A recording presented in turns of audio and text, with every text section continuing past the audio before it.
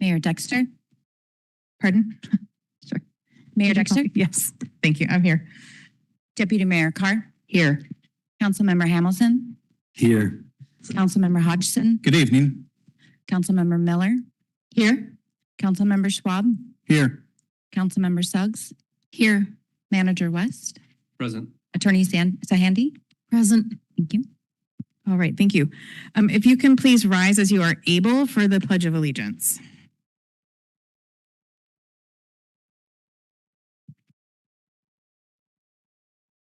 I pledge allegiance to the flag of the United States of America and to the republic for which it stands, one nation, under God, indivisible, with liberty and justice for all.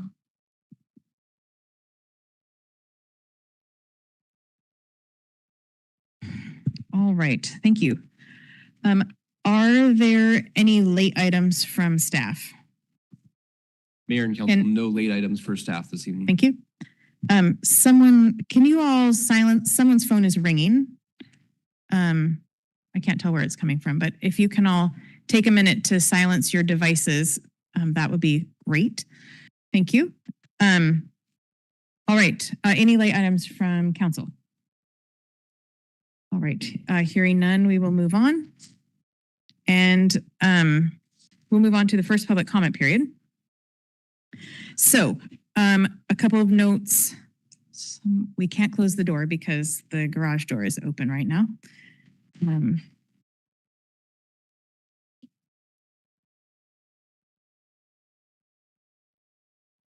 right. Thank you. All right. So we do have a number of folks here tonight. This is our first public comment period. First public comment period is limited to items on tonight's agenda. I imagine that's why most of you are here anyway. I do have a sign-up sheet. Is there anyone in council chambers who was planning to speak who did not sign up? Okay. All right, so hold on just 1 minute. My apologies. I need to put my phone on, follow my own advice and put my phone on airplane mode. Need it for timing online public comment. Okay, so I have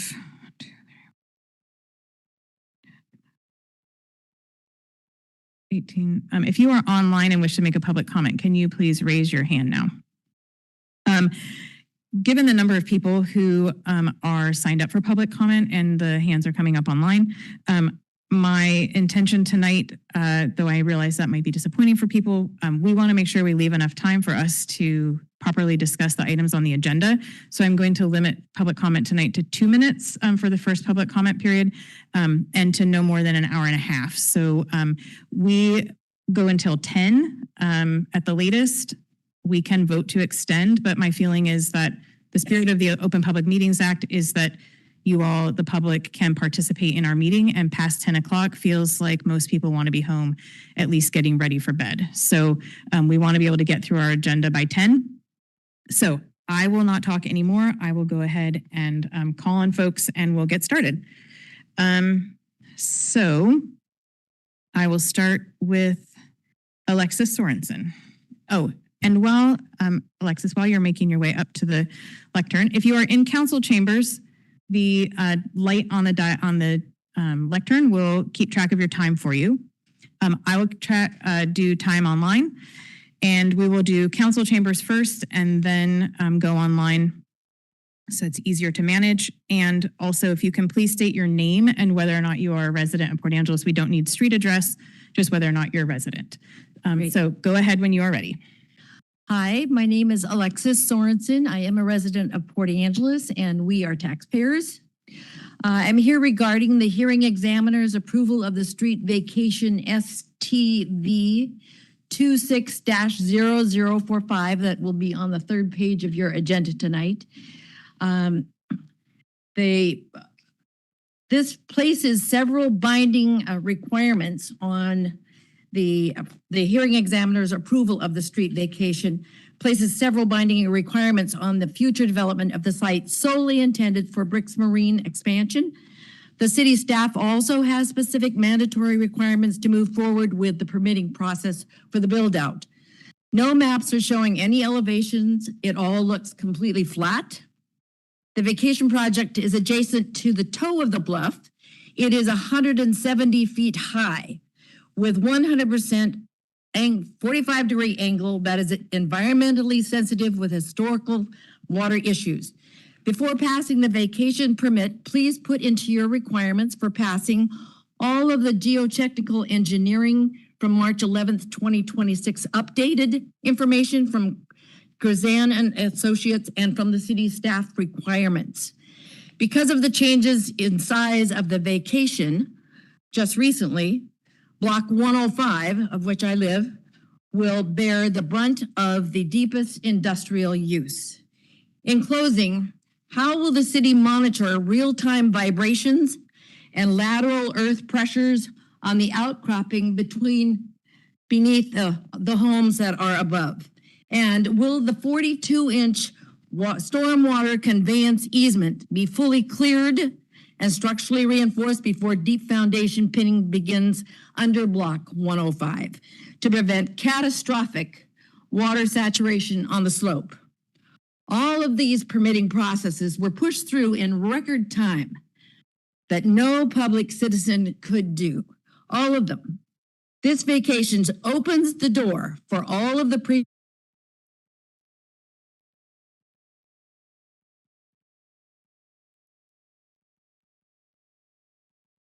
Associates' geotechnical recommendations are followed and measurable for the entire process. Thank you for your consideration. Thank you. Thank you. Alexis. Thank you. All right. And just a couple, okay. If you have one for each of us, you can do that. If you have one for each of us, you can hand them out and we'll make sure it gets in the packet. Thank you. Just a couple reminders. When you are, this is not a reflection of you, just a couple of things I forgot to say ahead of time. As a reminder, for public comment, your comments are addressed to the council. It's hard when there's an audience. And then also, I appreciate everyone following decorum and not cheering or jeering or heckling anyone. It's really important that everyone feels comfortable speaking regardless of where they fall on particular issues. And so that helps keep it a respectful environment for everyone. So thank you. We will go on next to George Peterson. Sorry, wrong name. Thank you. George Peterson. I'm actually, I own some property near Laird. I bought that last year, kind of trying to get back into PA. I've been in Squim for quite a while. My property's been broken into twice since I've been back, side by side stolen, and a Yeti cooler that doesn't really mean a whole lot other than my brother, who's now dead from Finney, reached in that cooler with me. So it was sentimental. Trying to figure out what is actually taking place in this town. A bunch of bright people, you guys included. You're not dumb. You're sitting there for a reason. People believe in you. But I have a hard time understanding if city officials can direct the city council to change policy, which includes actually infracting people or arresting people. If that is a policy decision, then why aren't we doing that now? Why aren't we trespassing people now? Well, I know that we could do that in parks and in specific buildings, but for non-residents, we could actually trespass them too, especially if they have been caught in the commission of a crime. We could give them a choice. We don't have to burden the taxpayers with putting them in jail. We could ask them to politely leave and issue them a voluntary no trespass order. I am a treatment first economics guy. I have a sister in active addiction, a mother that died from suicide by overdose, and a brother that died from an overdose shortly after being released from one of our jails here. I don't have all the answers. I don't think any of us do, but the way that we've been doing business in this town, taking directions from policy or a bunch of people that really don't know their ass from their head, it's just not working. So I'd like to hear throughout this evening the mechanisms in which, why are we deciding, for example, to not enforce laws on the books, and who in the city of Port Angeles is making those decisions? It just seems ridiculous. Thank you. Thank you. Bradley Calloway. Good evening, Bradley Calloway, the M City resident, going fast today. Item I1, encampment planning. The requests look good. I'm excited to get our plan solidified and proposed. Item I3, bathrooms. It looks good, needs to be more aggressive. We need to put more bathrooms in more places. Item I4, garbage. We need way more garbage. If anyone has proposals to get more garbage, please do them, please follow them. Item I5, behavioral responses. I noticed there were a couple things missing in the research, specifically Tacoma's HOPE program, and then also programs elsewhere in the country. The Eugene, Oregon Cahoots program and the Denver Dasher Star program are both good examples of these programs. Item I6, the County Homelessness Task Force. I saw there were two options presented.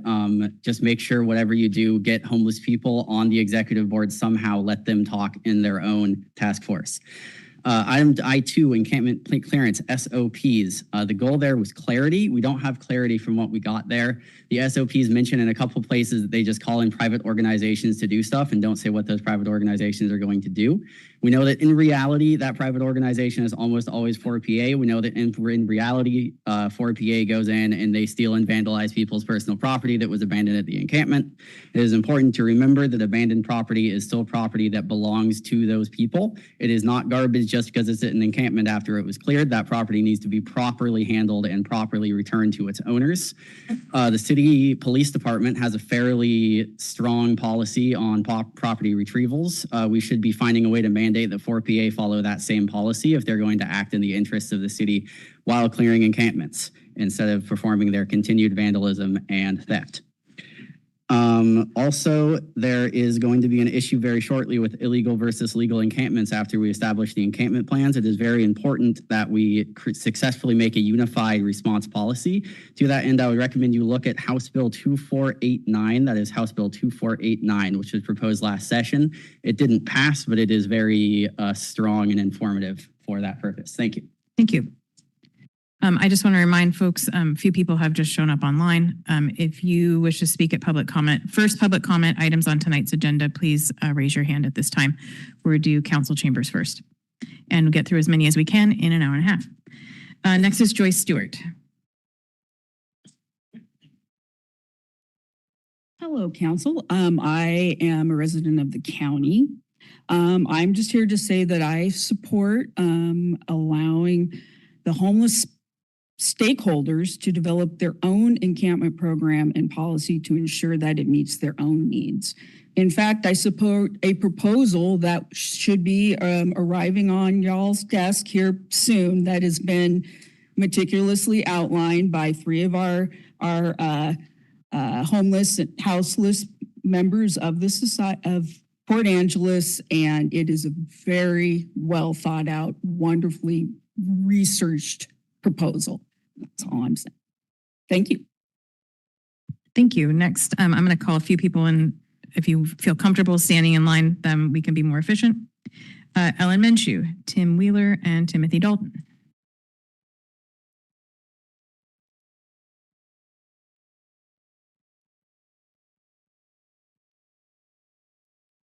Ellen Minshew, I live in the county. First, I want to thank the City Council for continuing this conversation and for creating space to hear from community members, service providers, and those directly impacted. Ongoing dialogue like this is critical, especially as we navigate complex challenges that do not have simple solutions. We have already seen what is possible when we commit to coordinated evidence-based solutions. Operation Shielding Hope, launched in 2024, demonstrates the power of partnership across police, fire, and community organizations. By deploying a specialized post-overdose response team alongside emergency responders, the program ensures that people in crisis are met with immediate pathways to care. The results are clear. More than 78% of overdose survivors accept help when this team is present and able to provide a warm handoff to services, compared to just 3% without that intervention. Within 12 months, overdose fatalities in Clallam County decreased by 61%, and the county's ranking dropped from 2nd to 13th in the state. These outcomes should not only be celebrated, they should guide next steps. I urge the council to expand and sustain programs like Operation Shielding Hope, invest in managed encampments and basic sanitation infrastructure as immediate harm reduction measures, strengthen coordination between public safety, public health, and community-based organizations, center policy decisions on proven outcomes and lived experience, not assumptions. I want to acknowledge the courage of the unhoused members of our community who have shared their stories. The most valuable resource we have in shaping effective solutions is listening to those directly impacted. Their voices must remain at the center of this work. I challenge you to take a bold step to make space now for managed encampment and to provide immediate access to basic sanitation. If you do that, I will do my part and encourage others to amplify this work and call on the governmental partners to match your leadership. Thank you. Thank you. Tim Wheeler. Go ahead, Tim.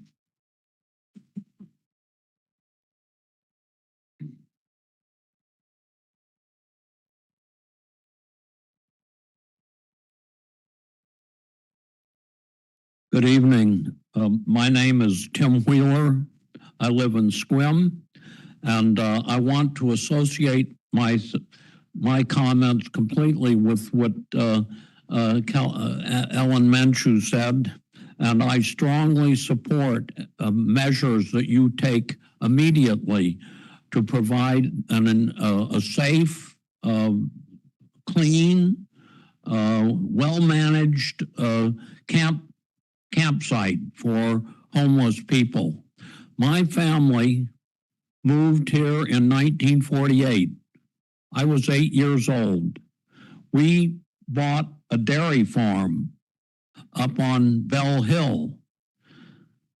We paid $25,000 for a farm with 25 cows, a functioning dairy farm for $25,000. A beautiful home, the Bell House is still standing there. Well, a couple of years ago, my son bought a house right on the banks of the Dungeness River. He paid $650,000. Housing is unaffordable. There are literally tens of thousands of people who cannot afford to buy a home. I just went out to a Serenity shelter a year or so ago because a friend was living there. The place was packed. Every spot was taken, and cars were parked there, and people were sleeping in the cars. And you know who they were? Mostly elderly women. Something must be done about it. And you are in a position to do something about it. So thank you. I hope you do. Thank you, Tim. All right, Timothy Dalton. Good evening, Madam Mayor, Council. I'm Timothy Dalton. I am Housing and Grant Resource Director for Clallam County, but I am not speaking on behalf of the BOCC tonight. I kind of wanted to come and I read a Substack from Councilman Hamilton this week, and kind of, I'm looking through here, and there seems to be a little misconception about the 1590 money and some of that, as to where we're spending it and, oversight and that sort of thing. Let me just, tell you a little bit about what's going on. We have $2 million in the Northview Permanent Supportive Housing. We have $2 million into Gales Edition, which is low-income housing. Those are people that are working $17 to $20 an hour jobs, just trying to get there. We're going to build 24 units there. We have $1.5 million for Sequim. We've worked with PBH to do a 5-bedroom transition housing down there. When I kind of look at, I oversee the homelessness or the Housing Solutions Committee, and I'd really love to have you come see the meeting. Last month we had Wilder come and talk about manufactured duplexes. It was a great presentation that they put on, and we're looking for solutions. We know that up in this area, that housing, we went through the perfect storm. Low interest, low housing prices, everybody bought. And then all of a sudden, the prices started going up, $100,000, $200,000, $300,000, and then the interest rates got crazy. We're losing, our biggest export up here is our young workforce. And we're looking for solutions to make it happen. Our problem up here, we have a homelessness problem, but we also have an economic development problem. That's our biggest problem, that the escalator is no longer there when, my kids can't buy a house, but I remember when the escalator, you got started at $100,000 house and you worked your way up. That's not there. And that's what we need to be looking to get back to. But, the county is very diligent in what we're doing, trying to make sure the money is spent and spent responsibly. Thank you. Thank you. All right, Brian, would you like me to bring the microphone to you? Okay. Yeah.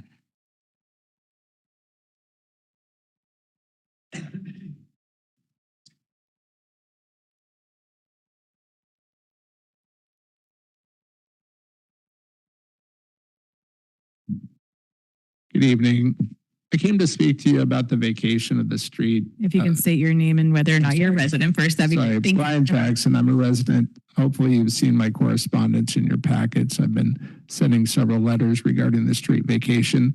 And while I understand the need for building living wage jobs in our community, I'm all for the Brick Spring project. I just want you all to consider that that unbuilt street is serving a purpose for the neighborhood above it right now.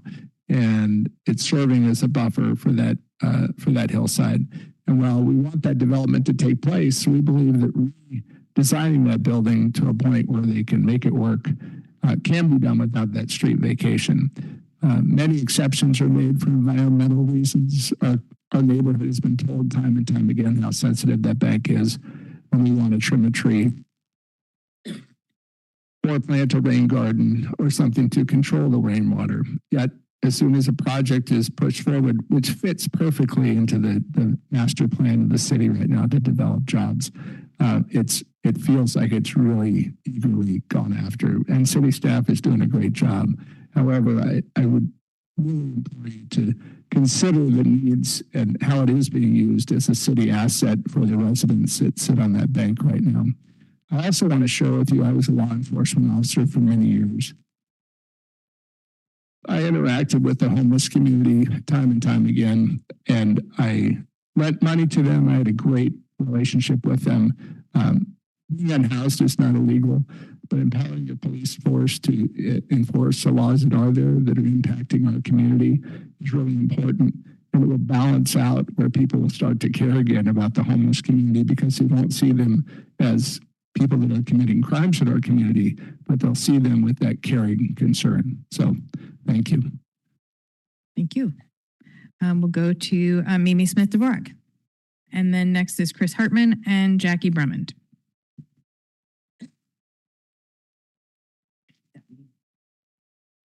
Put my glasses up. Mimi Smith-Dvorak, City of Port Angeles.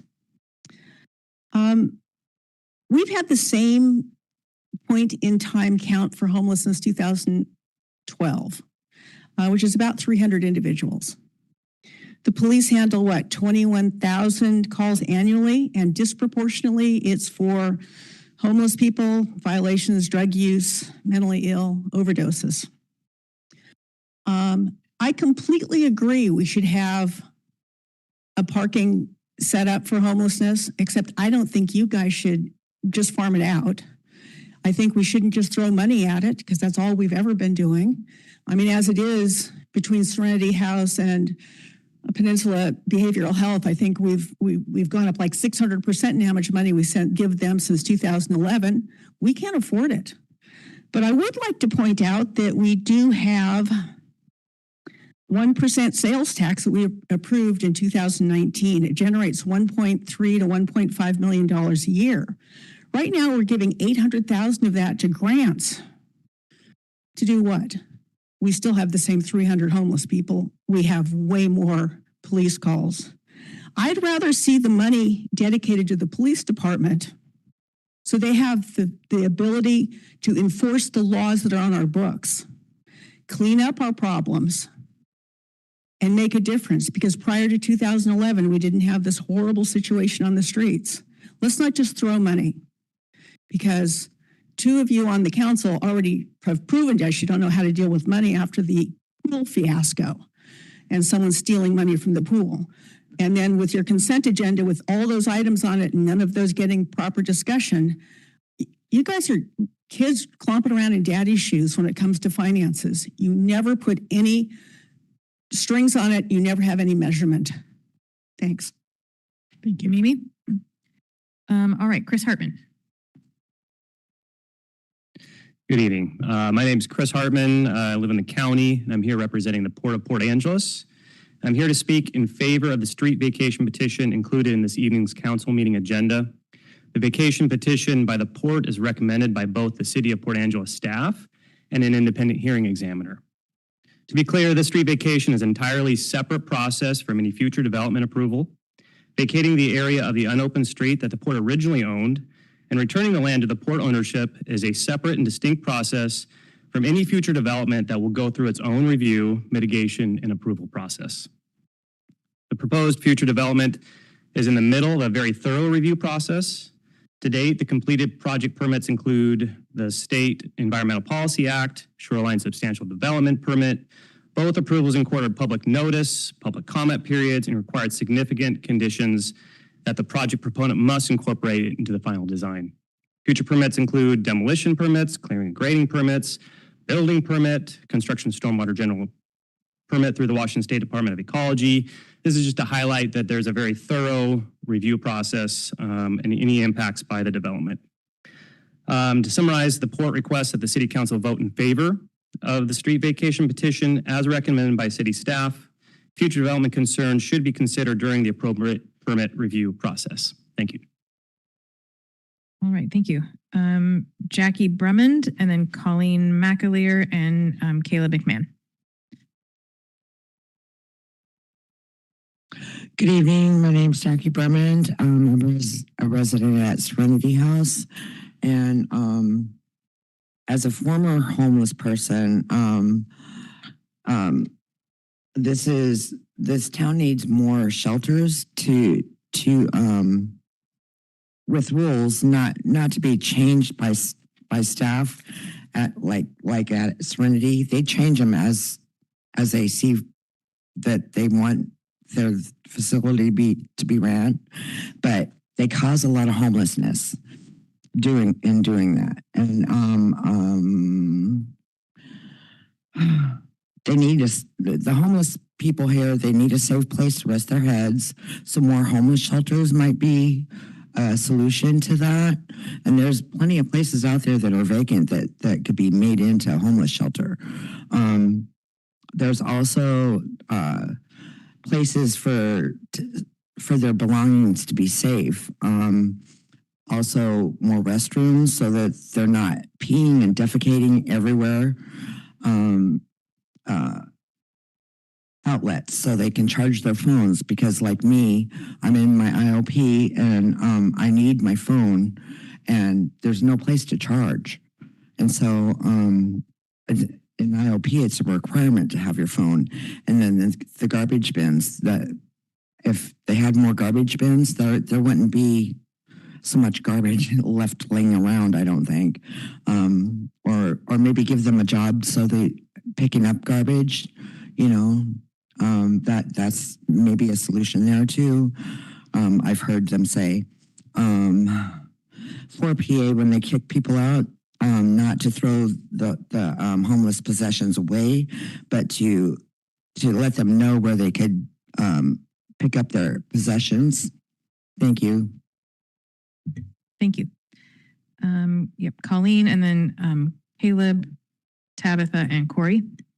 Go ahead, Colleen. Good evening. Thank you, Madam Mayor and council members. My name is Colleen McAleer. I serve as the county's executive director of the Clallam EDC and also as a port commissioner. I'm here to speak today about the importance of the street vacation for Brooks Marine along Marine Drive. Collectively, we worked really hard to support the creation of high-wage jobs. And we haven't had that many businesses that were prepared to do that. Here we have an opportunity with Brooks Marine that currently has 50 employees and is expected to double their employment by being located right next to the boatyard and our marina there at the port. As you know, the Recompete program is all about the thousands, 2,700 people between Clallam County and Jefferson County, that if we were like the rest of the United States, we would have 2,700 more people in the workforce than we actually have today. And this whole Recompete program is about getting those people from unemployment into the workforce. So these are incredibly important jobs. I understand the concerns of the people that live along the bluff there, and those concerns should be addressed through a SEPA process. And so I am asking you to support the street vacation today, which is one step in a long list of process that will allow Bricks Marine to build at that location. Thank you very much. Thank you. Caleb, you're up. Just keep walking. And then we'll have Tabitha Morton and Corey Canover. And then I know I had two hands in council chambers, so we can add a couple of folks. Hello, I'm Caleb McMahon. I'm a resident of Port Angeles, but I also work for the Port of Port Angeles, and I'm here to speak in support of the proposed alley vacation associated with the Bricks project. While tonight's hearing is specifically about the alley vacation itself, I do think it's important to recognize the larger context of what this action could help facilitate in our community. This project has a potential to create up to 50 good-paying jobs. Those are families being able to stay here, young people having reason to build a future here, and more long-term economic stability for our community. I understand that nearby residents have concerns, and I respect the right to voice those concerns. But I also think it's important to recognize, based on the city's own staff memo, that this project has already undergone extensive environmental and technical review.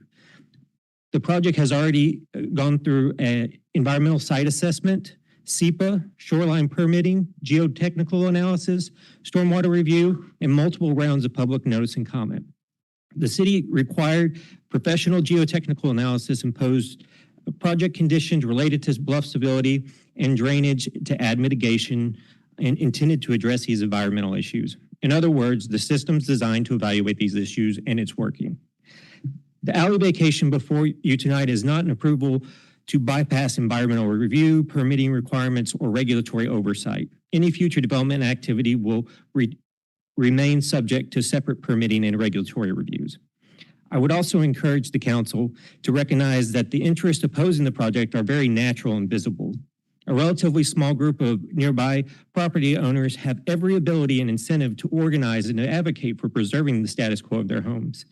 What is less visible and therefore underrepresented are the broader interests of the community, the working families who need more living wage jobs, young people deciding whether they can afford to stay here, and the residents who want to see Port Angeles grow economically instead of fall further behind her. Thank you. Thank you. Tabitha Morton. Hi, I'm Tabitha Morton, and I'm both a Port Angeles and Sequim resident, also a business owner for 4 years now.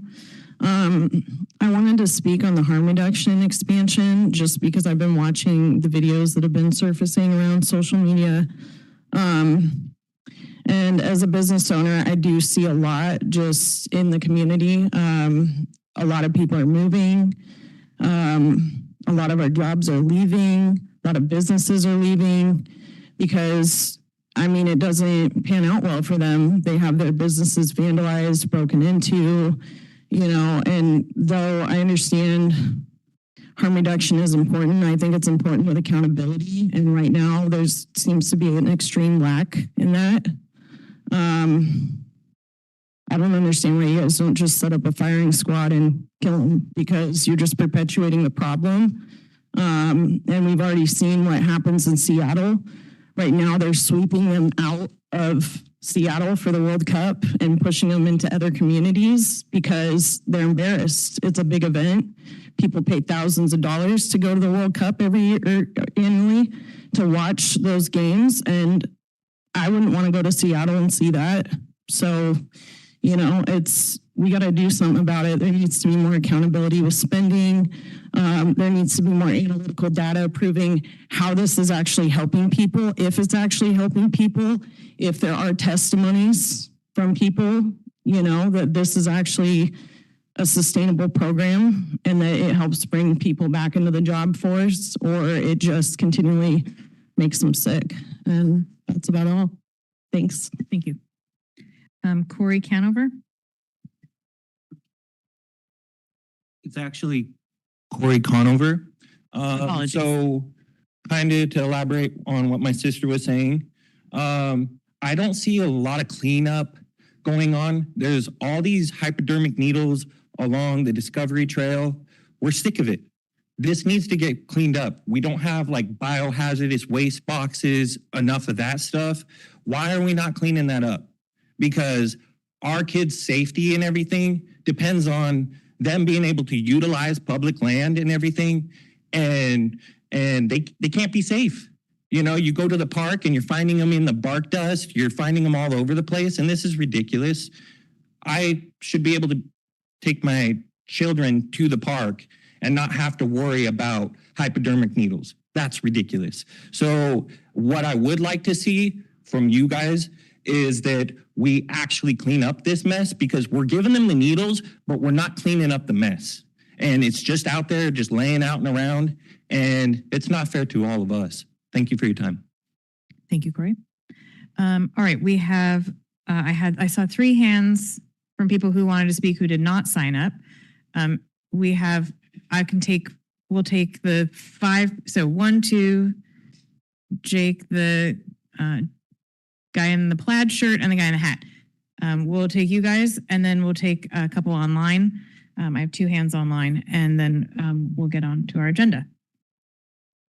Mitch Zanobi, Clallam County. I'd like to first off say to the people that called 4PA thieves, those are despicable comments. I'd also like to ask if we could get the chief of police to state in public whether the 95% of the homeless are criminally using drugs, misdemeanor crimes, theft, and so on. If that 95% that has been going around is accurate.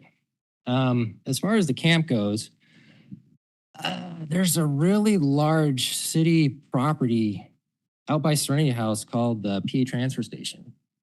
Now, I'm pretty convinced that city council is just gonna go ahead with this camp idea. There's just too much money involved not to look at it. So I feel that's how you guys are going. So why not move it out there? You can have your sanitation out there. You can have your water. You can have the Serenity Houses right there. The bus goes really close. That's a great spot. Or here at City Hall. Those are my 2 proposals.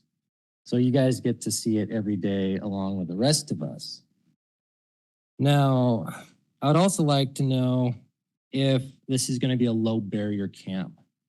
Meaning, is it a free-for-all for them to do whatever they want? Is there going to be rule of law applied where law enforcement will see if illegal activity is going on? Is there going to be weapons allowed? And so on.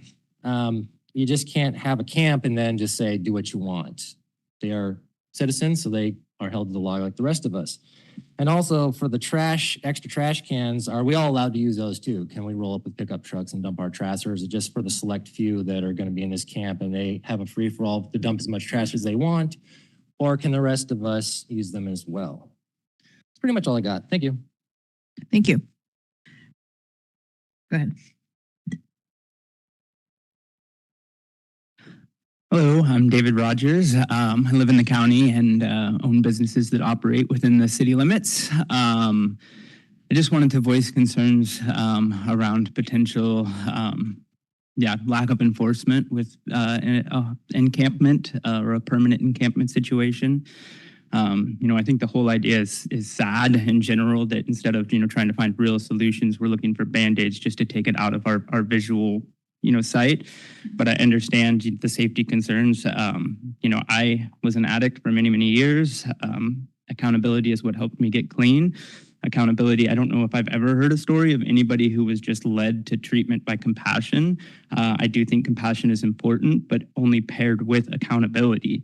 I have shared stories with many of you about recently being in a downtown parking lot with my 3 girls. Fortunately, it was me because we had just had a newborn baby, and a gentleman walked up to my driver's side window with a baseball bat and his face covered, at 8:45 in the morning. These are the things that are happening to residents and business owners that they're having to deal with in our downtown area. Like I said, spent many years in addiction. I've seen the nicest and most amazing people go into paranoid schizophrenic episodes due to meth consumption, and to take multiple of us to restrain them to keep, somebody from getting stabbed or very injured. So even the most compassionate and wonderful people when under the influence of these substances do, become a safety risk at times. So if we are going to consider an encampment, I think we do need really clear guidelines, accountability with our community and where spending's going, and ways for our law enforcement to be able to interact and help keep that space safe, because that's needed for everybody, us and them. Thank you. Thank you.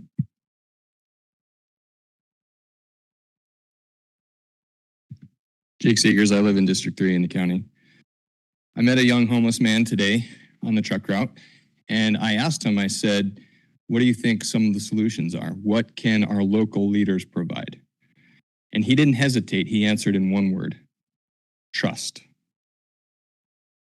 The problem is that trust is earned, and our local leaders have taken away the ability for this young man to earn trust by encouraging activity that undermines trust. So we say don't do drugs. Here's the legal paraphernalia. Here is the literature on how to get the best high. We say don't camp outside. Don't throw your trash into the creek. But we give you a tent, we give you a sleeping bag, we fill your propane tank. We say don't steal. Too bad, we have increased their addiction and they have to figure out a way to get it. Trust. So I don't think that the encampment will work. If it does work, it needs to be a temporary situation, 12 to 24 months, to recognize the fact that housing first does not work. Permanent supportive housing is too expensive, and that we need transitional housing and not $500,000 units. It will not work if we don't allow people to regain trust, and that is through accountability and expectation. He also said, Tumwater Creek is just, that's the city sweeping us under the rug so that they don't have to see us. That's what the tent encampment will turn into if we don't have accountability and expectation. It will turn into a place that we sweep the problems under the rug. It will turn into a drug haven like Tumwater Creek is. So I would just encourage you, as we look at solutions tonight, think about that one word. That's what these guys want: trust, and how to restore it. Thank you. Thank you. We got 2 more in council chambers, and then I have 4 hands online.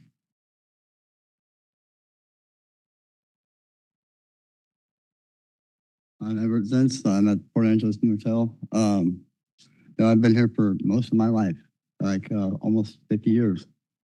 I've seen it go over and over and over with drugs, homeless, drugs, homeless, drugs, homeless. Fentanyl is probably the worst thing that's ever hit the street. It is so encouraging for them to feel nothing, no matter where they're at. They've had opportunity after opportunity handed to them to get off the street. They've had opportunity to get jobs. There's a lot of them out there that I never thought would get clean. I'll tell you that right now. That are lifetime drug addicts, that are clean, that I would have never thought it. That one right there knows it too. And it isn't by anything but, showing them something else other than complaining about them, looking at them, degrading them. I was one of them. My first name was Reefer, by the way. So I was raised on these streets, and I have seen heroin come through 3-4 times in my lifetime through here and wipe out the town. And then I've seen fentanyl totally wipe out the town. The homelessness, they've had opportunity after opportunity. They keep sending more and more here. They send them here from Seattle ever since I opened the shelter before. I opened the shelter at a church. If you can stay closer to the microphone so people online can hear. Started out at a church doing community service. I was doing community service, $170,000 worth of community service. Took me 3 years. All right. And that church let me open it up there and started going a shelter up there. It turned into a Tempest. I left the Tempest for personal reasons, an incident that happened. And nobody had the heart for it. I've seen this county get money, $350,000 through Serenity House for a prisoner relief fund and blow it all. And only one person get any of that money. Thank you.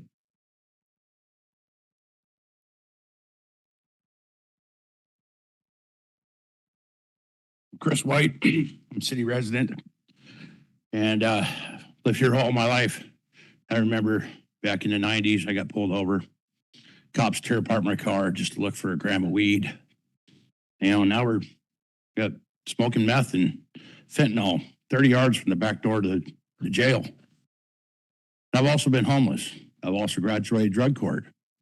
I've also been clean long enough to also be employed at the Clown Bay prison. And that was from accountability. And repressing case saying, if you ain't going to quit, we're going to throw you in jail and mess with your using through accountability. The only thing that got me through that program is the hatred I had for that man because nobody thought I'd ever do it. But now, my son is 28 years old. I see no future here for him. He'll never own a place. Because yes, it is. Tim's right. It has become unaffordable. It has become unaffordable because we're pissing away millions of dollars on the 300 homeless people. I'm not saying, that homeless, they don't deserve to go to jail unless they break the law. When they do break the law, they go see a judge. A judge could order them for accountability to go to jail or treatment. You can go call Clown Council and the other ones, the local treatment centers here. I'm sure they got people who go out to these camps, do an evaluation. They'll have them in a treatment bed 2 to 3 days. If you talk to these homeless, I'm sure they're like, yes, they'd love to get clean. It's just a matter of how to do it, how to get into a detox center, how to get the evaluation. You can catch a moment of clarity. Like I said, the gentleman said we have a labor problem with the young ones. Hell, you got 300 homeless out there. All we got to do is clean them up and put them to work. And the worst of the worst in drug court, we sent them out to Salvation Army, which is a religious work program. They detox them and put them to work. So I would like to see something a little different besides pissing away money, because that's all you're doing. Thank you. All right, we have looks like 3 hands online, so it can take a minute for people to unmute, but we will go down this list. I'm going to get my timer ready while we unmute Sarah Olson.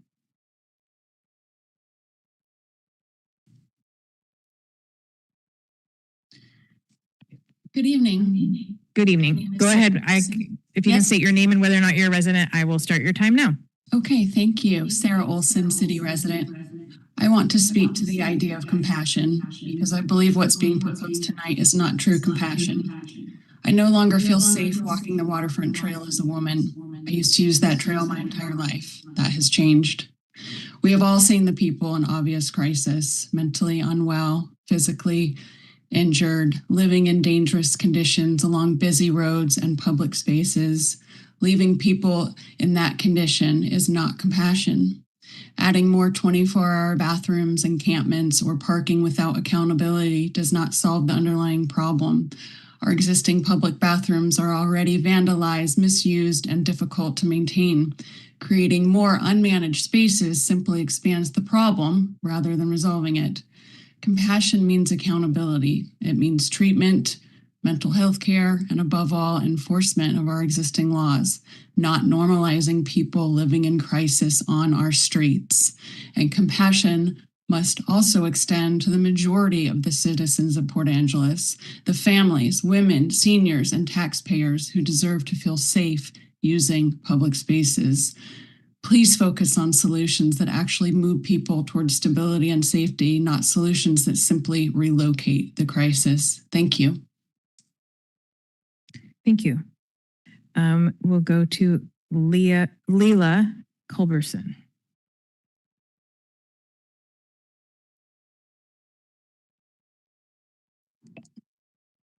Hello, can you hear me all right? We can. So please state your name and whether or not you're a resident. And so now that we know you can hear you, I'm going to start your time. We're doing 2 minutes tonight. Go ahead. All right. I am Maurice Granbay here with Leela Culberson, Colum County, Sawyer Culberson Project of Save the Kids. And first of all, I'd like to say good evening to everybody here. And the reason why we're weighing in is because we understand from our time on the streets that Port Angeles is facing a crisis, but not always the crisis that we usually name. When we're looking at this, we have to understand that there's community involved that is unhoused and community involved that has businesses. And so at this time, when we're making these decisions as a city council and leadership, you have a tough job because you have to validate compassion without ignoring businesses and resident harm. You have to validate frustration without blaming unhoused people who obviously don't have the ability to be housed for whatever the reason. And when we're talking about this kind of crisis, it's not only homelessness, it's not only behavioral health, it's a community stabilization crisis. When trust breaks between businesses and between residents and city staff and service providers and people living outside, the whole city starts operating inside a conflict field.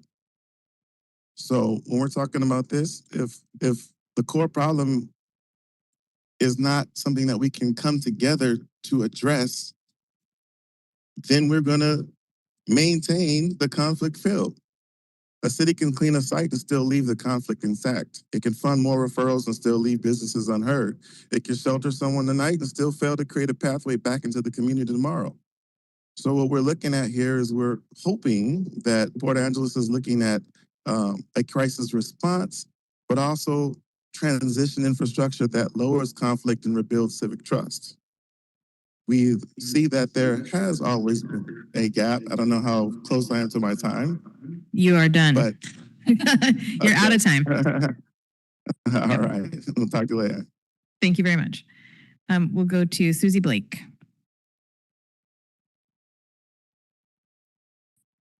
Hello. Hi, Susie. We can hear you, so I'll go ahead and start your time. 2 minutes Thank tonight. you. Susie Blake, Port Angeles. First, I want to express my gratitude for all the public commenters tonight. I sat through many of these meetings for hours and hours where there are only 2 or 3 of us, the same old people making comment. So I would highly encourage everyone who's activated now, regardless if we agree or not, if we have the same concerns or not, to keep coming to these meetings and making public comments. And then I have a few asks of the council and staff. One, I would encourage council and staff to listen to the Board of County Commissioner meetings, if nothing else, each week, to the public comments, both the general and the opening public comments. There's a great deal of overlap in the diversity and concerns of the comments, and it's just really important that you hear that as well. And then I would ask that whatever you do tonight, and whatever you spend, and whatever you spent in the past, that we need a much greater deal of accountability and measurable outcome metrics when you spend money. Money goes out into the universe, and there's very little accountability for how these agencies spend it. I 100% believe that the boots on the ground people working for these different agencies have the best intentions, but I have a high degree of skepticism in how that money is being spent by administrative bodies.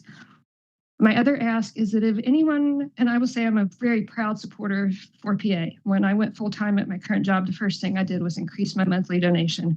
I've been out with those folks, and I've been in those camps before 4PA existed and seen for myself.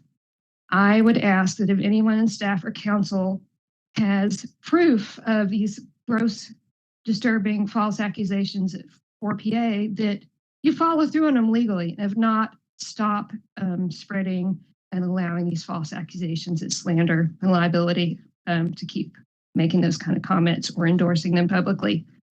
Thank you. I'm going to stop now because there's a lot of people waiting to talk. Thank you. All right. Thank you very much, Susie. And Emily Menchu. First, I thought I said Ellen Menchu. Hi, but can you hear me? Can hear you. Start your time. Okay. Thank you. Hi, I'm Emily Menchu. I'm 25 years old. I'm a resident of Clallam County, but I'm an employee of a small business in downtown Port Angeles. And I don't have much to say tonight, but I did want to speak behalf on our community members who are in most need of our support. I've had the opportunity to interact with several homeless community members, both early in the morning and late in the evening, and have never felt unsafe. As I said, I'll remind everyone I'm 25 years old. I'm a young woman myself. I've had the opportunity to spend several years living in Spokane, Washington, and experiencing a larger population of unhoused individuals. And from that experience, I just want to say that the vast majority of people in my experience respond extremely well to a kind word and a smile. and have not been dangerous or threatening. Thank you for continuing to support all community members in need and for allowing the public to speak tonight. Thank you. All right. That is all the hands I saw and everyone who has signed up. We don't have any more hands online. So we will end this first public comment period. And let's do consent agenda. And then I think we should take a quick break so people can use the restroom, and we'll come back and pick up with our agenda after that. So consent agenda, is there anything anyone would like to pull from the consent agenda? All right. Is there anything anyone would like to add to the consent agenda? Drew? Yes, I'd like to add G1, the 2026 Budget Amendment 1, conduct second reading and adopt ordinance. Any opposition to that? Okay. Going down my list, G2, the Certificate of Occupancy, Fire and Life Safety Codes, first reading, conduct first reading, continue the matter to the June 2nd, 2026 council meeting. And just as a bit of commentary on that, I applaud staff for the outreach that I know has been taken part, at least in the downtown area, regarding those.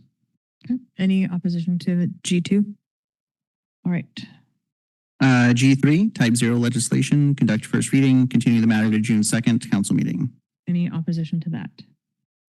Okay. Tying into the type 0 H1 resolution amending the city's master fee schedule for expansion of the type 0 over-the-counter permit program and implementation of municipal code amendments. Any opposition to that? Okay. Skipping down, J1, contract TR 0716 ADA Peabody construction contract. Any opposition to that? Okay. And then last for me tonight is J2, Critchfield Road 3-phase power extension, contract 2026-04. Any opposition to that? Okay. Navarro, go ahead. Well, I'll try a couple more. The first is I3, the 24-hour public restroom availability in X locations. I would like to keep that off consent, please. Okay. Okay, how about I4, the trash? Same, please. Okay. All right. So no consensus on those two. Oh, Amy? I would like to ask to add I'm sorry, my list is I5, the behavioral health field response. No. Okay. Anything else? All right. Then I will read the consent agenda. It's a long one. All right. Consent agenda is the expenditure report between April 25th, 2026 and May 8th, 2026 in the amount of $2,172,281.32. N Street Reconstruction, TR 0124 Professional Services Agreement, PSA 2026-20. 2026 Urban Tree Canopy and Stream Assessment Professional Services Agreement with AKS Engineering and Forestry. Pure Storage Solution Annual License and Maintenance Renewal. Master Services Agreement, Foster Garvey Amendment Number 1. Washington State Scenic Bikeways Program Olympic Discovery Trail Nomination Agency and Landowner Acknowledgement Form. Light Operations Division Material Purchase Wire Spools Border States 2026 Purchase. Light Operations Division Materials Wire Spools 2026 Purchase Jefferson PUD. Equipment Repair Wastewater Treatment Plant Digester Circulation Pump. Material Purchase Light Ops 14400. Amp Switch and Fuses 2026 Purchase. 10th Street Bike Boulevard and 8th and A Street Protected Intersection Project TR 0318 Professional Services Agreement PSA 2025-14 Amendment Number 1. Emerald Coast Coalition Opportunity Zone 2.0 Letter of Support. Budget 2026 Budget Amendment Number 1, second reading, adopt ordinance. Certificate of Occupancy Fire and Life Safety Code, first reading. Type 0 legislation, first reading. Street vacation, oh no, not that one, sorry. And resolution amending the city's master fee schedule for expansion of the type 0 over-the-counter permitting program and implementation of municipal code amendments MCA 26-0044 and MCA 26-0067. TR 0716 ADA Peabody construction contract and Critchfield Road 3-phase power extension CON-2026-04. So moved. Okay. Second. All right. Any comments or questions quickly? Okay. We have a motion to approve the consent agenda as read. Anyone opposed to the motion, please state your opposition. All right. Hearing none, the motion passes unanimously. So we will take a 5-minute break and come back with item G4. Madam Mayor, before we break, Yes. am I losing my mind? I think there's like some weird feedback or somebody is in the meeting and I'm hearing it like. Yeah, it's like my microphone is has some feedback. Yes. So I don't think it's the same as when someone is in the meeting unmuted, and I don't see any evidence of that. But we can check in with IT while we're in the. Sorry to interrupt. No, that's okay. I heard it while I was speaking, and I was like, I'm just going to get through it because I'll lose my place. Okay. Like that for everybody. There's some issue with the meeting. Okay. All right. So 5-minute break, and we will be back and pick up with the agenda.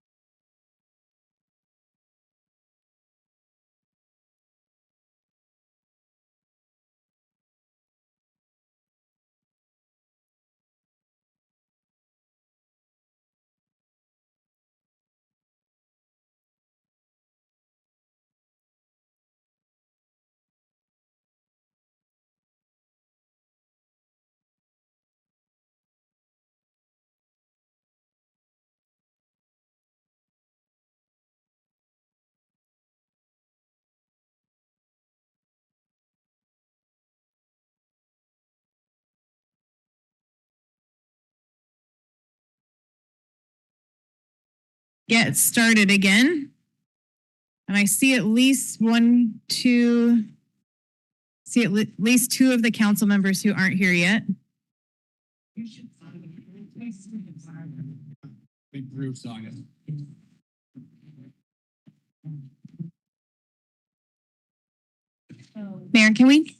Mayor?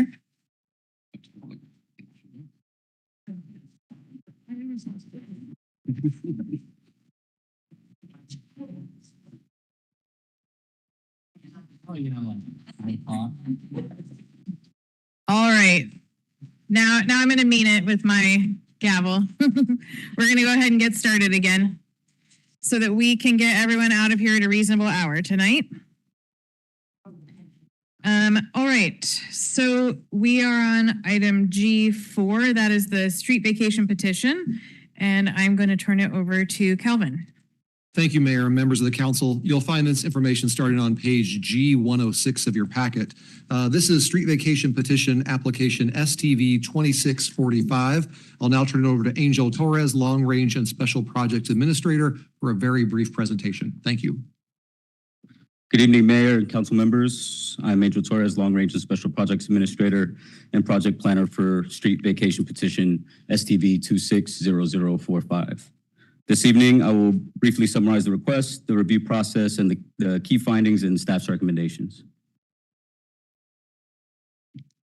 The petition before council is a request by the Port of Port Angeles to vacate the unimproved and undeveloped city right-of-way identified in Exhibit A to the ordinance.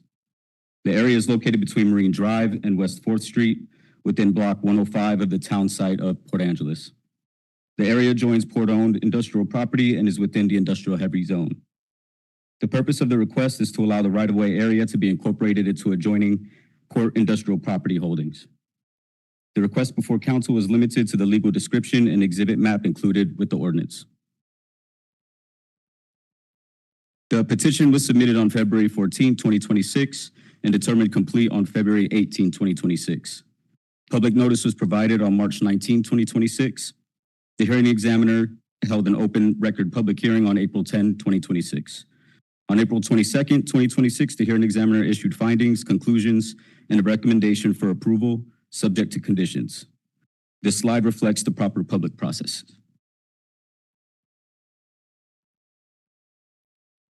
Staff's review focused on whether the subject right-of-way is needed for current or reasonably foreseeable public use. Staff and the hearing examiner found that the right-of-way is not required for that purpose, subject to retained easements for utilities and public services. The hearing examiner found the proposal consistent with applicable regulations and recommended approval subject to conditions. Written public comments were received and included in the project record. Those materials raised concerns related to drainage, slope stability, shoreline conditions, noise, and possible future industrial activity. Those concerns are acknowledged in the record and remain part of the materials before council. Under applicable regulations, a written objection prevents the city from proceeding only when it is filed before the hearing and represents at least 50% of the abutting property owners. For the vacation area described in the ordinance, the port owns the directly abutting property. The May 11th objection petition was also received after the April 10th public hearing. For those reasons, the objection is acknowledged, but it was not timely and does not have standing. Environmental and developmental related issues are addressed where applicable through separate development, environmental, shoreline, construction, and operational permit review. The action before council tonight is limited to the street vacation. The street vacation changes the legal status of a defined right-of-way interest. It does not approve construction. Any future development activity remains subject to separate permitting and environmental review. It is important to distinguish the street vacation from separate development and environmental review processes. Tonight's ordinance would only address the vacation of a defined public right-of-way interest. It would not authorize site construction, grading, shoreline development, or industrial operations. Environmental and development issues associated with the adjacent boat manufacturing facility are addressed through separate ESA, shoreline substantial development, and SEPA review processes. Issues such as marine bluff stability, stormwater, drainage, grading, and shoreline protection are addressed through those separate project approvals, permit conditions, and applicable regulatory requirements. Specific measures, including deep foundation systems, slope setbacks, and debris catchment wall identified through geotechnical review, are handled through those independent approvals. The street vacation ordinance does not replace those approvals or waive any requirement that would otherwise apply. Tonight's ordinance includes several conditions that must be satisfied before the vacation becomes effective. First, the petitioner must pay compensation to the city representing the full appraised value of the vacation area. Second, the city will retain necessary easement rights for public utilities and services. That includes the existing 42-inch stormwater conveyance located within the vacation area. Third, the petitioner must provide the final legal description, exhibit map, quitclaim deed, or equivalent conveyance document, and complete the necessary recording steps. The ordinance also states that approval of the street vacation does not authorize development and does not waive compliance with any other applicable local, state, or federal regulations. In summary, the vacation area before council is not required for current or reasonably foreseeable public use, subject to retained easements. The hearing examiner has recommended approval subject to conditions. Tonight, staff recommends that council 1, conduct the first reading of the ordinance, 2, waive the second reading, and 3, adopt the ordinance approving street vacation petition number STV 26-0045, subject to the conditions identified in the hearing examiner's findings, conclusions, and recommendation. Thank you. Thank you, Angel. Are there questions from council before you go too far? This time is only for conversation from council. The second public comment period is at the end, so there is no question from the public during this time. Are there questions from council? Latricia, go ahead. Can you just clarify, do we have existing infrastructure in that right of way?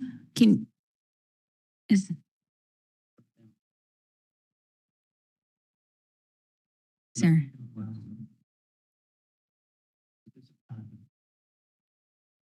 No, there is no existing infrastructure there. There's nothing, no piping or anything that we use to address runoff, stormwater runoff or anything in that area. We just let the ecosystem and the services of the environment address those issues of runoff and stuff in that area along the hillside. There's no existing infrastructure. Okay, I was just curious. Thank you. Any other comments or questions from council? Or a motion? Apologize for the fans. They're a little bit loud. Navarro, go ahead. I just want to be clear that I'm not supporting this tonight. I think, frankly, I read this before it went to the hearings examiner because I was curious and had some concerns. Those concerns have not been alleviated. I also think sometimes we get into a position where as council, we say yes to what seems like a small thing, such as giving a small piece of land or selling a small piece of land to the port. And while we've heard tonight that, this is the first piece of any kind of process, there's no guarantee of any buildings being built in the future. I think we've come into situations in the past where what we're then told later when those applications come before us is, well, you approved the street vacation, and so then you should approve this too. So I have some concerns there that I think it provides perhaps a false sense of security or hope for future development of the site of any kind, whether or not it's this particular project.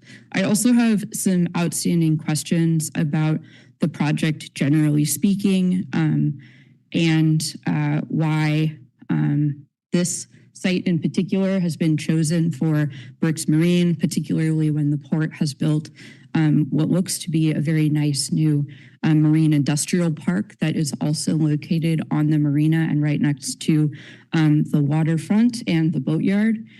So I have some questions about that were not answered.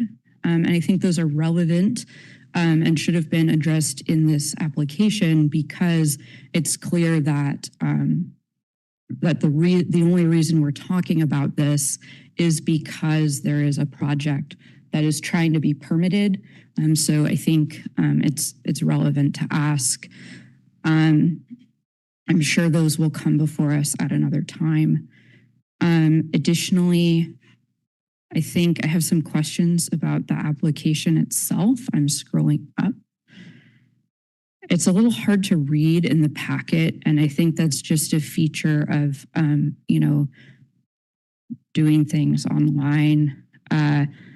But it looks like in the application on page G20, it says, please mark all that apply. The area is owned by the city of Port Angeles, which looks like that is marked. The area does not abut fresh or saltwater bodies. It looks like it's marked, and then there's like a big black box. My question to staff is, what are those black boxes? Was this a check? Was this checked or was it not checked? What? It's on page G120. Sorry. I don't have the answer to that right now. I don't have the packet in front of me, so I can't confirm. Okay. Because the reason I'm bringing it up, and additionally with the area does not abut an environmentally sensitive area, it looks like those boxes are all checked, but that's false. They do abut freshwater and saltwater bodies and environmentally sensitive areas. And so it is unclear to me why those would have been checked and not corrected, including by the hearings examiner. And again, I think that it looks like they're checked and then there's these black boxes. And again, I'm sure that that's just a feature of online applications that I don't really know enough about.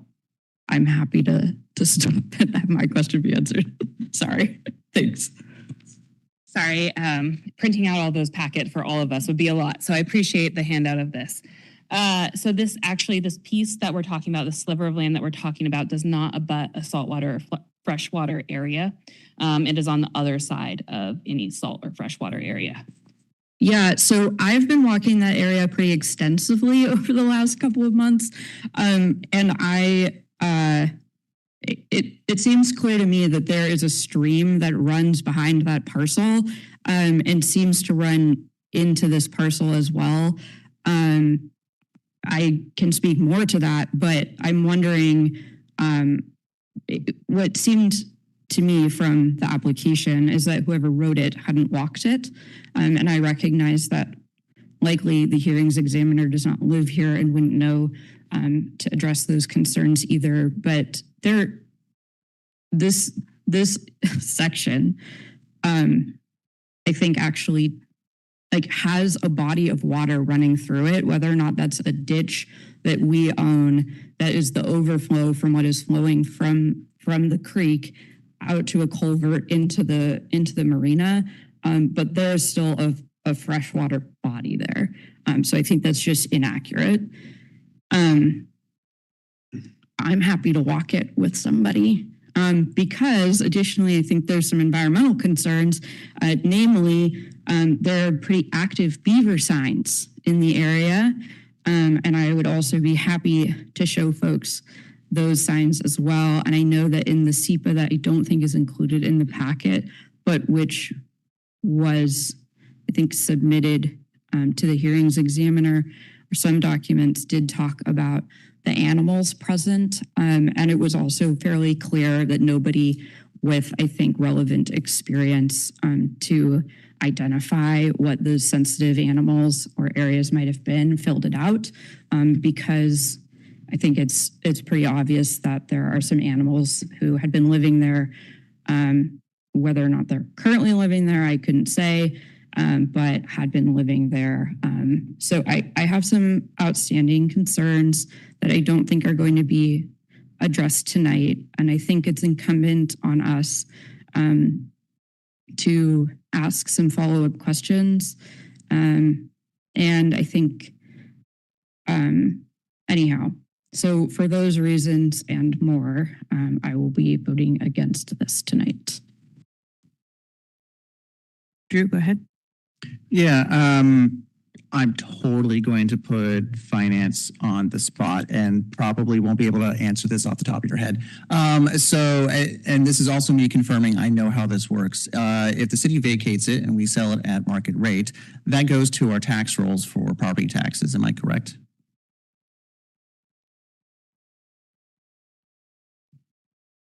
So if I may, just to clarify, so if we were to sell it, the amount that we received for selling the property would go into the city's general fund unless it was property that was. I don't think your mic's on. I can't hear you. My mic not working. Or you're just very quiet and I have hearing problems, which I know that I do. Try this. Is this better? Yes. Okay. Sorry, I think I was a little too far away. So I just want to clarify your question just a little bit. If the city were to sell property that was owned by the city and we were to receive funds for that, if it was general property, it would go into the city's general funds. If it was owned by the utility, it would go into the city's utility as far as the revenue, if that's. Okay, I was just thinking long term, like if it goes to bricks, that would add to their property taxes, correct? Yes. Thank you for clarifying it. Okay. Out of purest curiosity, and this one I'm definitely pulling out of nowhere, it's roughly 8,100 square feet. Do you have any idea what the property tax value of that might be? And by all means, I suspect you can say no. It would be difficult without understanding what the assessed value is. Okay. Yeah. I kind of suspected that, but I thought it would be a shot for me to ask at least. At this stage, I will vote to accept this if a motion is made. My thought process there is we are frequently asked to look at things independently of what can come later or what has come before. And I try to look at things in that way when it makes sense. In this case, we are specifically asked to look at whether or not all of the correct requirements have been check marked. No offense, but check marked to whether or not it's met the requirements. And we have a hearing examiner specifically to make sure it meets those legal requirements. That being said, I also recognize that I would be remiss if I didn't point out the fact that obviously it's being vacated for the purposes of building. I mean, that's kind of the point. We know that that's the intent. However, at this time, that is not what's being asked of us. What's being asked of us is whether or not it's okay to vacate this property. I have had conversations earlier about I'm okay with the city owning less property because the less property the city owns, the more property other people own, and we get property tax from that and don't have to worry about maintenance on that. So they still have plenty of environmental permits. Hey, anyone who can get anything done through the state Department of Ecology are masters, in my opinion, because it's not easy to get anything approved, permitted, or done if they have to touch it in any shape, way, or form. And in my experience, our staff has been very sure to make sure that any sort of potential environmental impacts are either mitigated to the best of their ability or just straight up won't approve something if there's any negative environmental impacts. I've seen that repeatedly through time on council and time on the planning commission. So I feel confident in saying that our staff, frankly, is probably looking out for environmental concerns more frequently than I am. And so that's why I appreciate having staff who are paying attention to that and making sure that everything's being followed. All of these permits are processed correctly so we can show good stewardship for this area. And so recognizing that I have full confidence in our staff of actually evaluating things from an environmental standpoint and recognizing that this specific action does not approve any sort of actual construction, I'm okay supporting it at this time. Thank you, Drew. Amy, go ahead. Thank you. This is all very interesting. I have a question. First, I want to say that I'm not sure, I actually was going to attempt to put this agenda item on the consent. So I didn't have these questions. So I appreciate Deputy Mayor Carr's contributions and clear involvement and engagement on this topic. And full disclosure, I have not walked the area, and I like beavers. So my question, I guess, is coming into this, my intention really is we have a hearings examiner that they did their job. I'm gonna trust them and the process. Is there consequences that I don't know of if we postpone this for the reason of getting some answers to Deputy Mayor Carr's questions? Thank you, Councilmember. A couple points that I think are worth mentioning. First of all, the street vacation petition that was cited in the boxes checks, that's from the applicant. Staff doesn't have the ability to overwrite what applicants put on their documents. I think that's number one.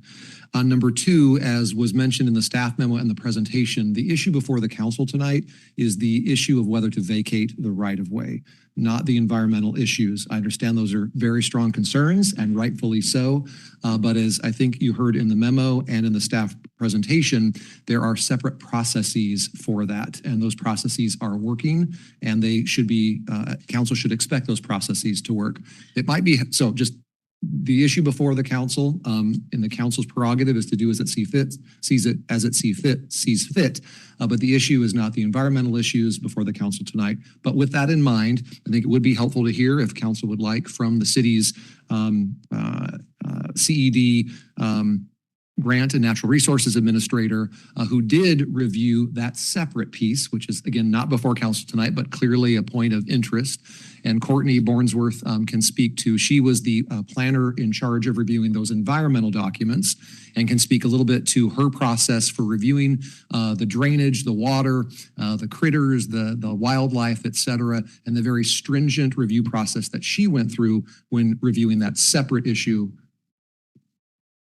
Thank you, Calvin. So yes, as you have heard, not only from the port, but from staff, we did go through all of the necessary environmental regulation for this particular proposal.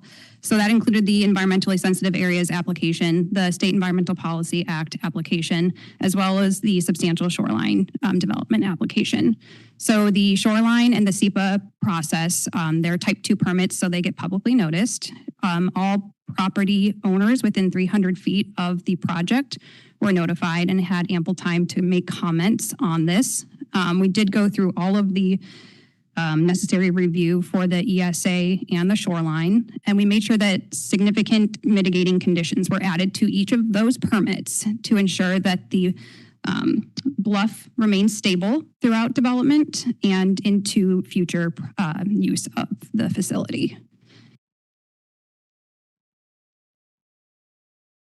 Do you want to? Yeah, go ahead. Sorry, Courtney.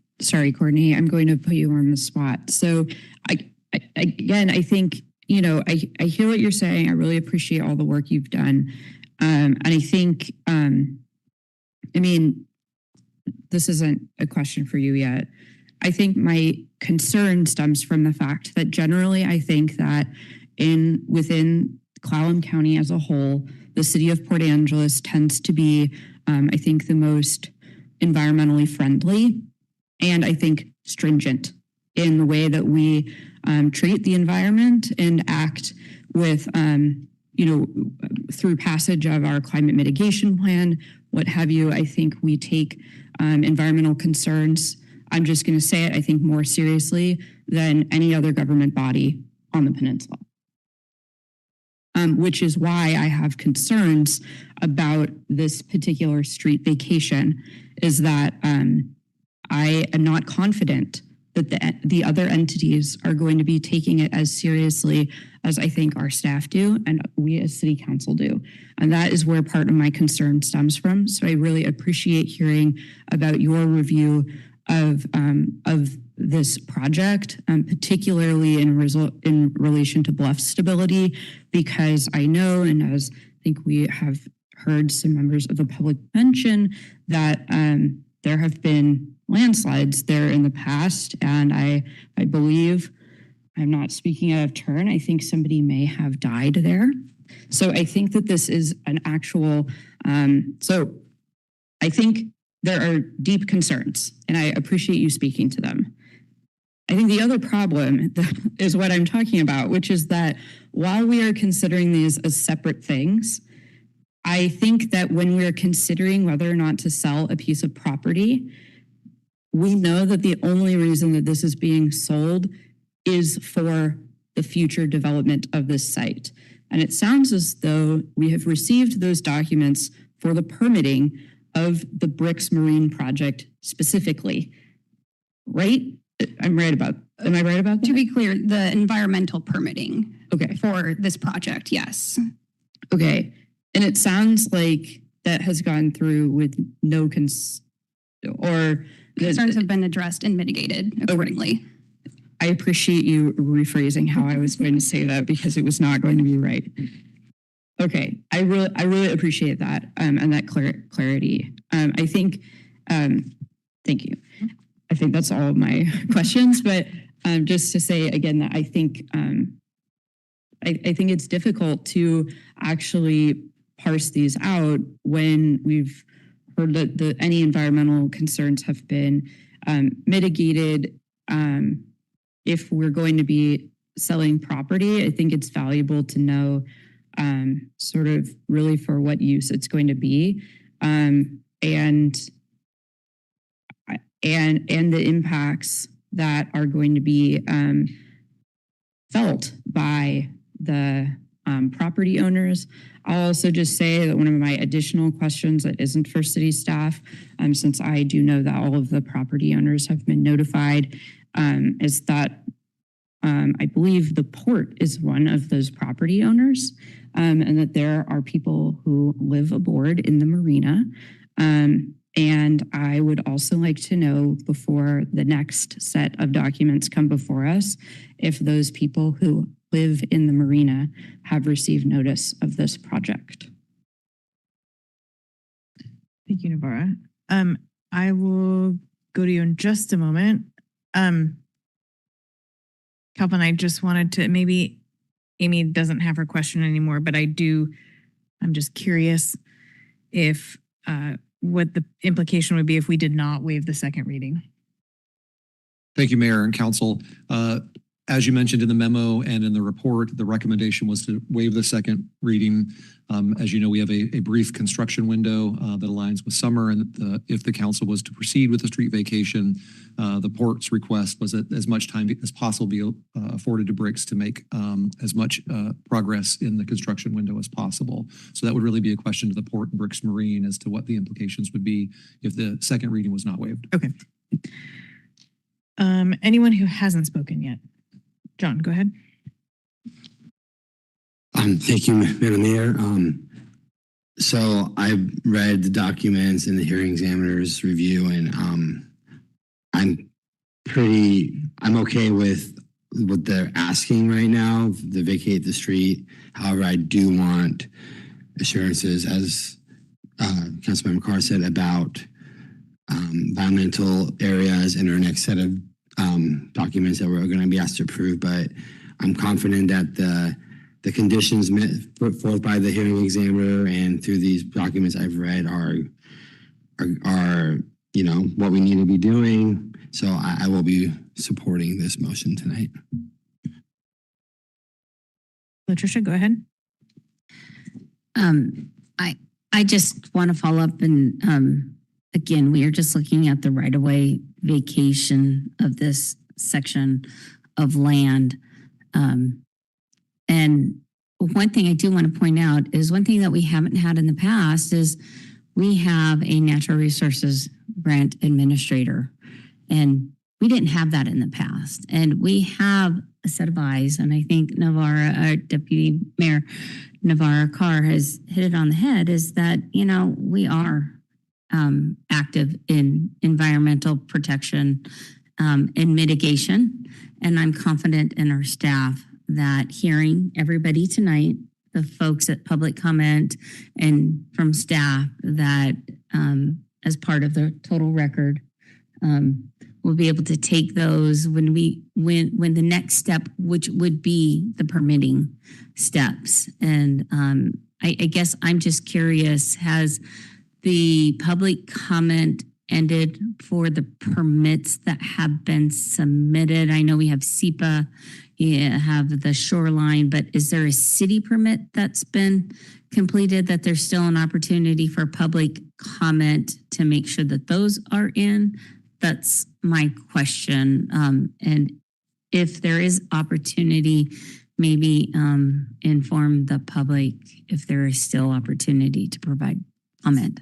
So the public comment periods for the SEPA and the environmental reviews have concluded. They were published in accordance with all our requirements. I believe 14-day comment period windows for the SEPA, and then 21 days for any of the shoreline permits. Okay, I guess I'm focusing on the actual construction part of whatever project. Yes. That hasn't come through yet, right? For the actual construction project, we do have a building permit submitted that is incomplete at this time. There is no public comment period on any building permits because they are a type 1 process. So the 65-day limit, which we don't have time to be able to notice or state requirements to notice those. But we're going to be looking at drainage and making sure that mitigation is done to address impacts from that. I mean, I know that usually you have slope setbacks that you can't construct so close. So you have to construct so far away from the slope. Do you know what our slope setback is in this area? No. It's 50 feet. 50 feet. Okay. Yes. And that's the average. Okay. Yes. Do you know what the current building is set back at? No. I don't think we have a full site plan quite yet, All right. which is why the application is incomplete. One of the reasons. Well, I think that we have really great staff and you're hearing kind of people in the community saying that they have eyes on this. And I think that we can move forward. I'm always one that we can move forward with construction as long as we make sure we hold people accountable to mitigation and stuff. And I think that our staff can do that, and they've done a good job. And we're really fortunate to have a natural resources grant administrator and CED and stuff. So I would support this application because, one, I think we need to be partners with economic development along with mitigation and making sure that we do hold them accountable. And I've seen it in other permits that have gone through the city where I've seen fabulous mitigation recommendations in development down there on the harbor, which actually kind of surprised me. So it threw me for a loop when I talked about no net loss. This mitigation option was a gain for our community. And so I saw that, and I do have, I do think that our staff are gonna make sure that mitigation is done properly and protects our citizens. Thank you. All right. Mark, did you want to say anything? No. All right. Well, I'm going to go really quickly and then I'll go back to you, Drew.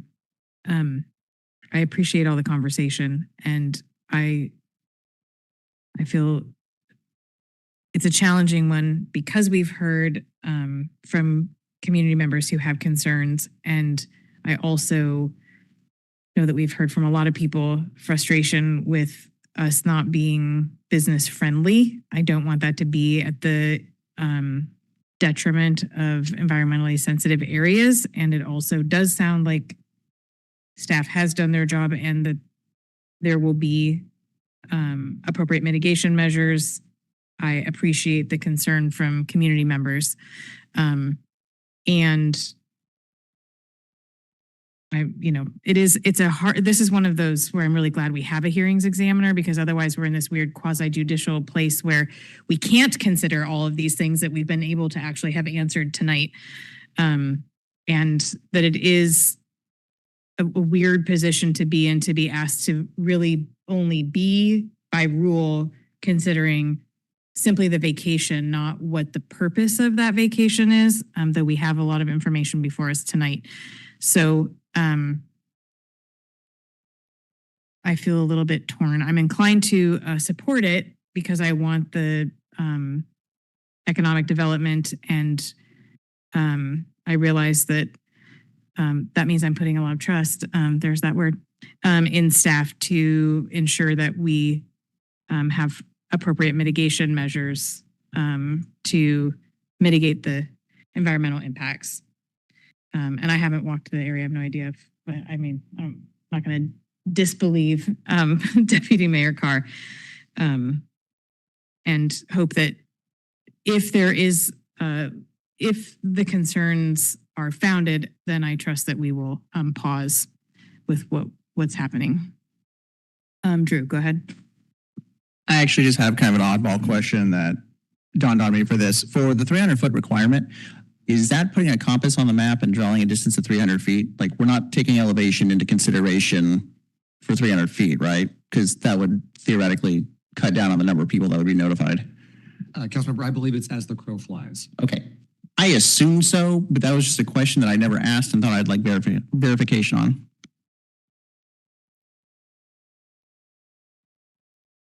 All right. Oh, Amy, go ahead. I think maybe just a point of order. Do you need to read the ordinance? I do need to read the ordinance. Because I would like to. I can do that. I couldn't find it, but I did find it, and I've labeled it now. All right. Well, I'm going to go ahead and read the ordinance. We don't have a motion yet, but an ordinance of the City of Port Angeles, Washington, vacating approximately 5,000 square feet of unimproved and undeveloped city right-of-way located between Marine Drive and West 4th Street, adjoining port-owned industrial property with Block 105, town site of Port Angeles. I'd like to move that we adopt the ordinance approving street vacation petition number STV 26-0045, subject to the conditions identified in the hearing examiner's findings, conclusions, and recommendations, and waive the second reading. Second. All right. Any further discussion? Okay. I will just give my last, because I did not come into this knowing exactly how I was going to vote. I'm voting in favor of this strictly on only the vacation petition piece of it. So, all right. All those in favor of the motion, please say aye and raise your hand. Aye. Opposed? Nay. All right. Motion passes. And thank you all for the good discussion, and thank you guys for coming down.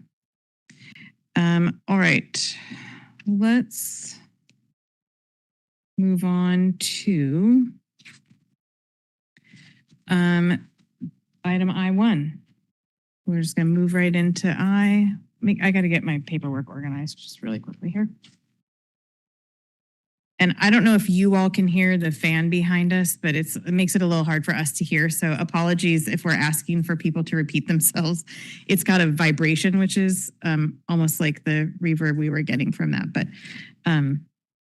this building has not been prioritized for a new HVAC system by us. So we have only ourselves to blame at this point. All right. I'm going to turn item I1 over to Nathan. Mayor and Council, item I1 is relative to managed sheltering, and I want to provide some background this evening.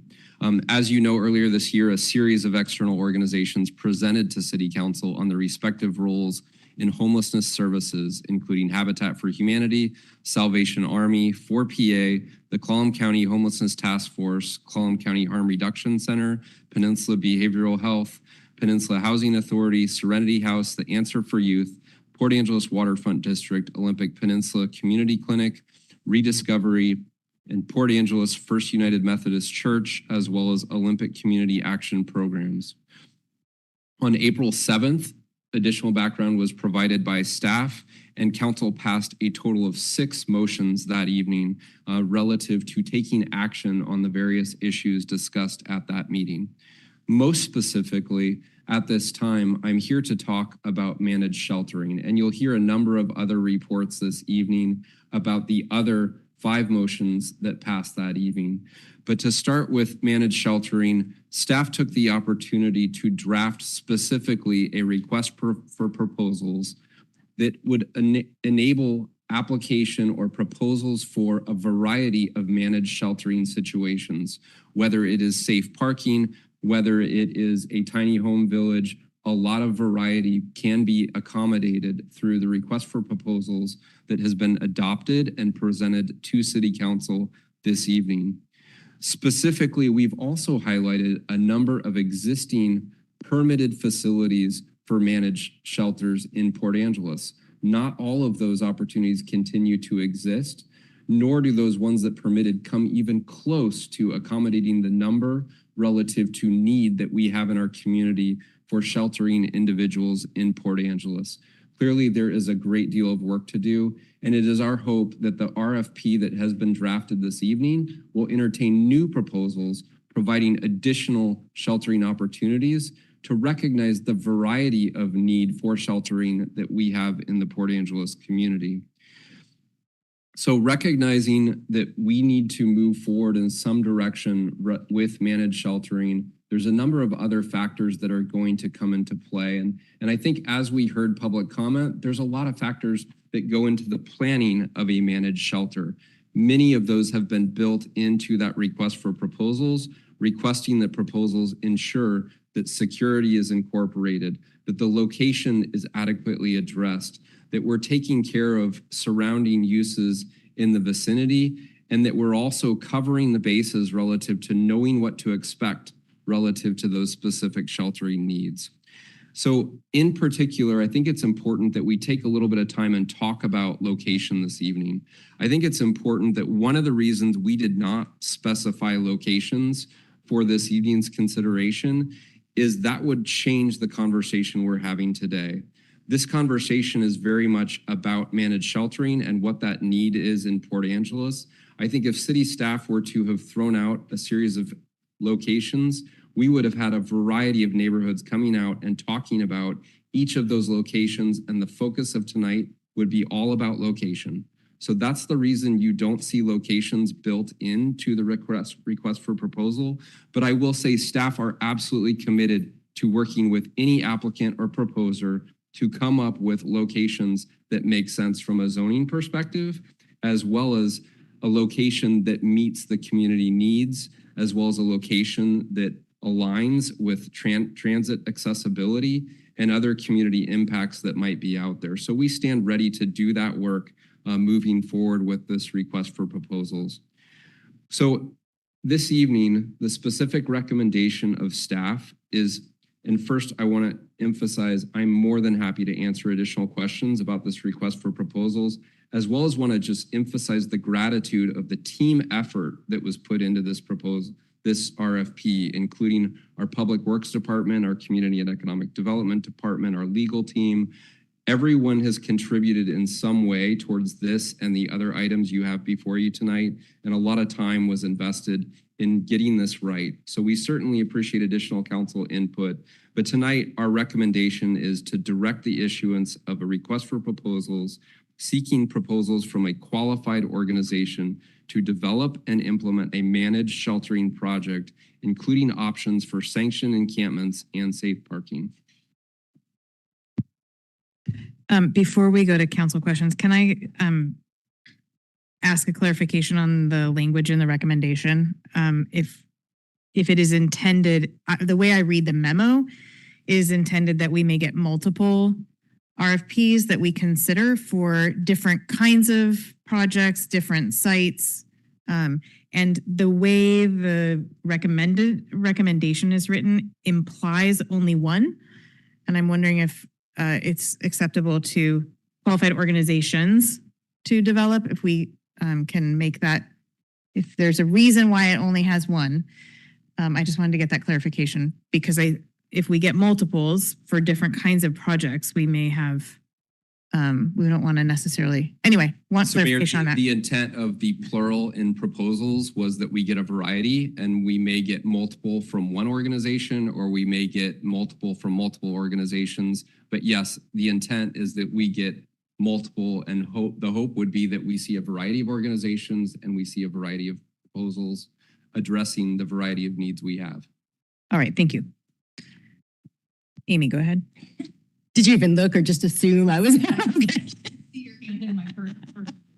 Well, I appreciate that. Also want to echo the thank you for all of the work that went into this. And again, I'm sure we're we all remember the multiple motions we put forth with pretty tight deadlines. So just a giant thank you for that. And I have some thoughts and some comments, and then I'd like to make a motion just to get the conversation going. So my thoughts are, when I first read this, I was disappointed. And I was like, wow, we're just being performative, was the word that came. I didn't like that we were leaving the land choice up to the organizer. And I thought that we could have done better.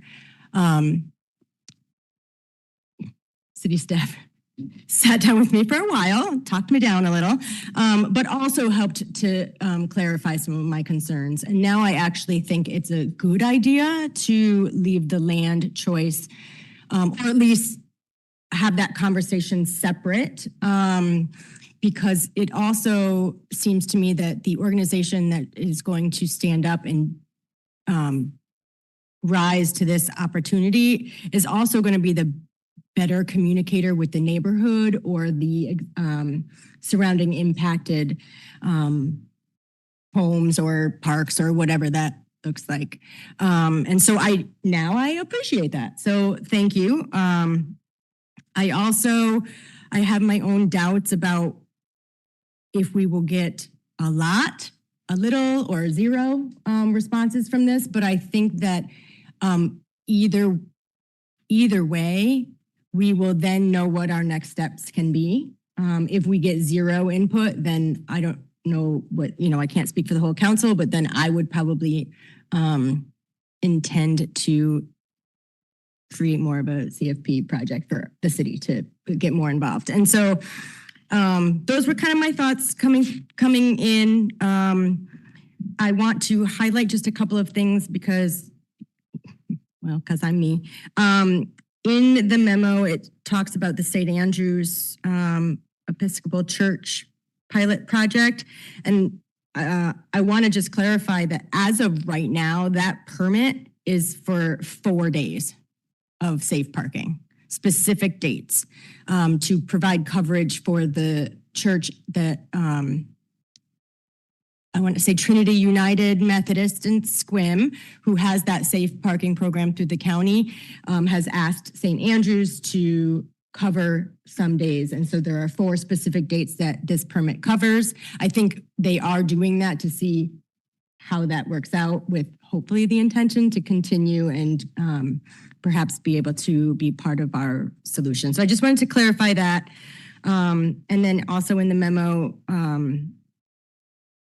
it is true that Serenity House has permits for 5 campsites. They are not currently allowing camping. They are permitted, they are not allowing. I just felt like that needed to be clarified. And so with all of that, I will move to direct the issuance of an RFP seeking proposals from qualified organizations to develop and implement a managed sheltering project, including options for sanctioned encampments and safe parking. Second. All right. Anyone else wish to speak to the motion? Latricia. I appreciate the motion. I do think that I would like to have added to the packet, and I know I've talked with Manager West about this, is in the criteria in the packet for selecting the proposer, having a criteria points associated with the proposer's success of helping clients move from homelessness, unhoused, to transitional housing and into housing first. Right now, the criteria for their overall success is not part of our, when staff, when I say we, the big we staff, evaluate all of the proposals. And so I think that there should be an amendment to include that in the criteria when we're assigning points to each of the proposals, if we get more than one, right? I mean, even if we only get one, it would be nice to see that whoever it is can show us as a city that they've been successful at helping clients transition into transitional housing and or permanent housing. Thank you. All right, we'll go to Mark and then Navarra. Sorry, we'll go to Drew and then Mark and then Navarra. Thank you. I just wanted to take a quick moment. For those that have not looked at our agenda packet tonight, I'm one of the few that actually likes physical copies for a lot of things. It's something around 415 pages long. I point that out only because I'm going to go out on a limb and assume a lot of people have not actually read the draft request for proposal that staff gave us for us to look at, and if approved this motion, this would be what the requirements for the proposal are. And I think it directly addresses some of the concerns people have. I also want to take a quick moment to explain what this is right this second, just what we're talking about right this second, what this is and what this isn't. What this isn't is the city doing anything about encampments ourselves. It is not about cleaning up encampments. It is not about us enforcing things in encampments. The specific conversation right this second is the city recognizing that encampments are a thing and we don't have the resources to handle it responsibly or in a way that works for the community at large. But in the request for proposal, specifically, each proposal must include, at minimum, a community outreach plan for developing the proposal, communicating with the neighbors and the broader community throughout the process, design, implementation, and operations. What that means is if that specific proposal is approved, and I mean, obviously we don't even have any yet, so I don't know, but if that's approved, they have to have a plan and follow through with how they're developing it and how they are talking to the community at large, including the neighbors that would be impacted, including the implementation, including the design and the overall operations. Specific locations for the proposed site and shelter types. This can include private as well as public properties with a focus on minimizing negative impacts to surrounding community members and natural resources with basic feasibility research about each. Ownership costs restrictions. So whoever puts in a proposal has to already think about and tell us, this is where we're thinking at, this is the kind of shelters I want to do, this is how feasible it is, this is who owns the properties, this is how we're going about acquiring the properties. Site design and layout options. They have to go ahead and tell us exactly what their plan is. While I won't call anyone from our planning department up to explain how fun site plans are, please note that that means you can't just on a napkin go, yeah, we're going to have like 14 tents. No, it is very well planned out. You have to specify exactly what it is. So it would not be an arbitrary pitch a tent here or anything like that. Site safety plan and emergency response plan. So what is the overall safety plan for this site, for the people who are there, for the people in the surrounding area? Associated legal amenities or amnesties or code waivers. Have they taken care of everything that needs to be taken care of legally? I do want to go real fast back to site management plan again, because with the site management plan, that includes daily operational responsibilities, including solid waste, security, noise, drug use, access for inspections. How are they going to make sure the site stays clean? How are they making sure that things are safe and secure for the people in the sites, as well as those who are around the site? Financial plan, a budget for each phase of development, and 3 years of operation, as well as proposed financial options, grants, bonds, etc. How does the group that decides to put in a proposal plan on funding this? Communication plans with the service providers, the city, and else. So not just, here's a site, cool, awesome, but how are you going to tell us what's going on? And then performance evaluation, measures of success, desired outcomes, and the data collection and reporting frameworks. How are they going to tell us that this is actually working? Is this useful? How are you doing things? That also can address how many people are moving through the unhoused to housed pipeline. And so I think it's important, the reason why I'm taking this much time to literally go through and read line by line, the specificity of what is required is because it's important to know that our staff has already thought of that and recognized that these are all things that need to be addressed. And anyone who puts in a proposal for this, we need to make sure that they know what they're doing and have an address and are able to address these things. So that will end my comment at this time. Thank you. Now we'll go to Mark.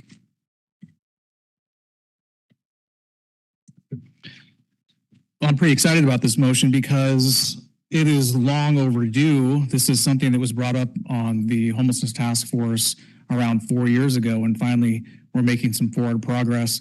This isn't the solution to homelessness or unhoused, but this is a beginning, and it's an acknowledgement that this is something that we need to do, and how we treat our most vulnerable is important to our identity as a city.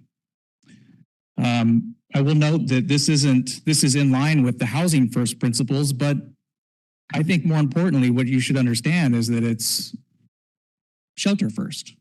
And it's hard to ask people to stand up straight when the ground underneath them is shaking. And by providing shelter first, an option to receive wraparound services, the potential for that allows our unhoused neighbors to an opportunity for success. It's not a Band-Aid, but when you have a medical emergency, and I'm not a doctor, but I have some experience in emergency medicine, you do have to apply pressure. You do have to take emergency action to provide support for that person, get them stable, and provide for a good outcome. And I think that's what this is. And this is just one hands of an all hands on deck approach that we're going to need to help our unhoused community members and to move up the housing spectrum. Thank you.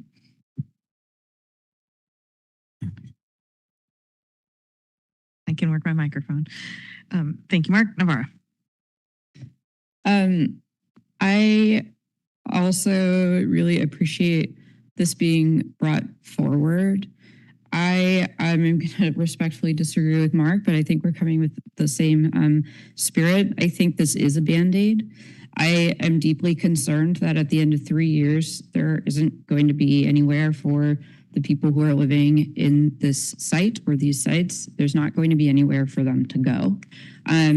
I really appreciate the affordable housing that's being built. I see Wendy here in the audience. I think our biggest builder of affordable housing.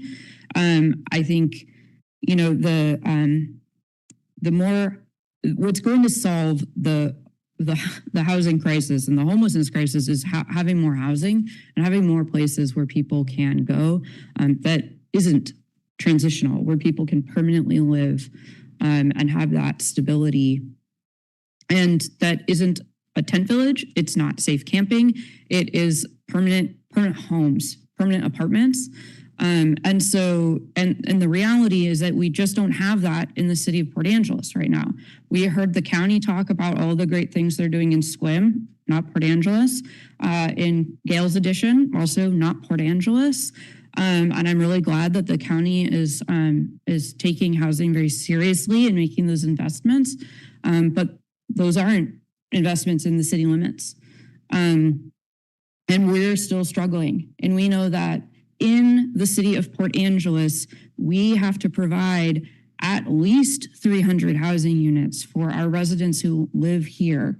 So I am concerned that if we put in any requirements about having people find places to live, that they're not going to be successful because there's simply nowhere for anybody to go, right? We heard from a gentleman, 2 months ago, probably now, time flies when you're having fun. But we heard from him that he and his wife or his partner couldn't find a place because they were a married couple. And they're languishing at Serenity House, right? Not through any fault of their own. They're trying their hardest. They're applying a million places and they can't get in. And I think in stories like that, there are people who are working, there are people who are elderly, there are people who, worked for years and years and years and now can't afford to live on disability, right? I mean, we're in a crisis from many, many places. And I think one of the things I really appreciate about this proposal, as Amy spoke to, and I think other council members, is the level of flexibility in here, that each organization is able to right size a proposal based on their capacity and what they see the needs are and how to address them. And I think that we should amplify the strengths of the different organizations in our community, let them, the experts, tell us what a program for them would look like to be successful. Maybe it's safe camping for 10 people, 10 units, right? Great. Maybe it's camping for 50. I have no idea. I used to be in that world, am no longer. And I think, frankly, and I've talked about this at length, have seen things be successful, safe parking be successful, and disastrous. And I think we have these trusted relationships with our community partners. I think we can help build that trust. So I really appreciate the ability for these proposals to be flexible and the acknowledgement from us as a council and a city that what we're doing isn't working and we have to try something new. And I think I feel really proud of us for taking this step and being willing to try something and see how it goes. With that, I actually think that one of the things that maybe is missing, but I think we could read it into item 1 in the specifically each proposal must include at minimum the items that Drew read out, that there needs to be community outreach. But I also think that part of that outreach is, where are the conversations with the people who are going to be living here? And where is the buy-in from people who we are providing this service to? And so I hope that, and I'm willing not to write it in and have any amendments based on knowing that this is something I think can be encompassed in this section 1, is that I know that there are people who we have heard from people throughout this period of time who are currently or formerly homeless, and people who probably would be some of the folks who are coming into this this managed shelter program. And I hope that the organizations who put forward proposals can incorporate their voices in some way and let us know that there was some outreach or communication done. Again, I think that can be encompassed in community outreach. Those folks are our community too. Additionally, I did want to ask a question, and I do appreciate that, again, with the flexibility that this proposal really seems all encompassing for potentially safe parking or safe camping or what have you. That being said, on page I-16, there is the minimum scope of insurance and then the minimum amounts of insurance. Really, it's an insurance question. There is automotive liability coverage required for any program applicant, it looks like. And from my understanding, this has been a hurdle for the folks who are doing safe parking in SQUIM. And so I'm wondering if we're requiring, and I understand why we're asking for automotive liability. And also I'm wondering if we're requiring that for like tents, like if there were, if it's just for safe parking with cars, or if we're also requiring that for safe camping where maybe it wouldn't be cars, and if there's any sort of wiggle room on that. So Mayor and Council, that particular section of the contract, which is typical of all of our city contracts, is a requirement of WCIA that we build into that requirement. And basically it protects the city from the potential of lawsuits should someone get into an accident or basically someone we are under contract with, who is our contractor, and they are operating a vehicle and in an accident, then we are protecting the city of Port Angeles and its community members with that clause.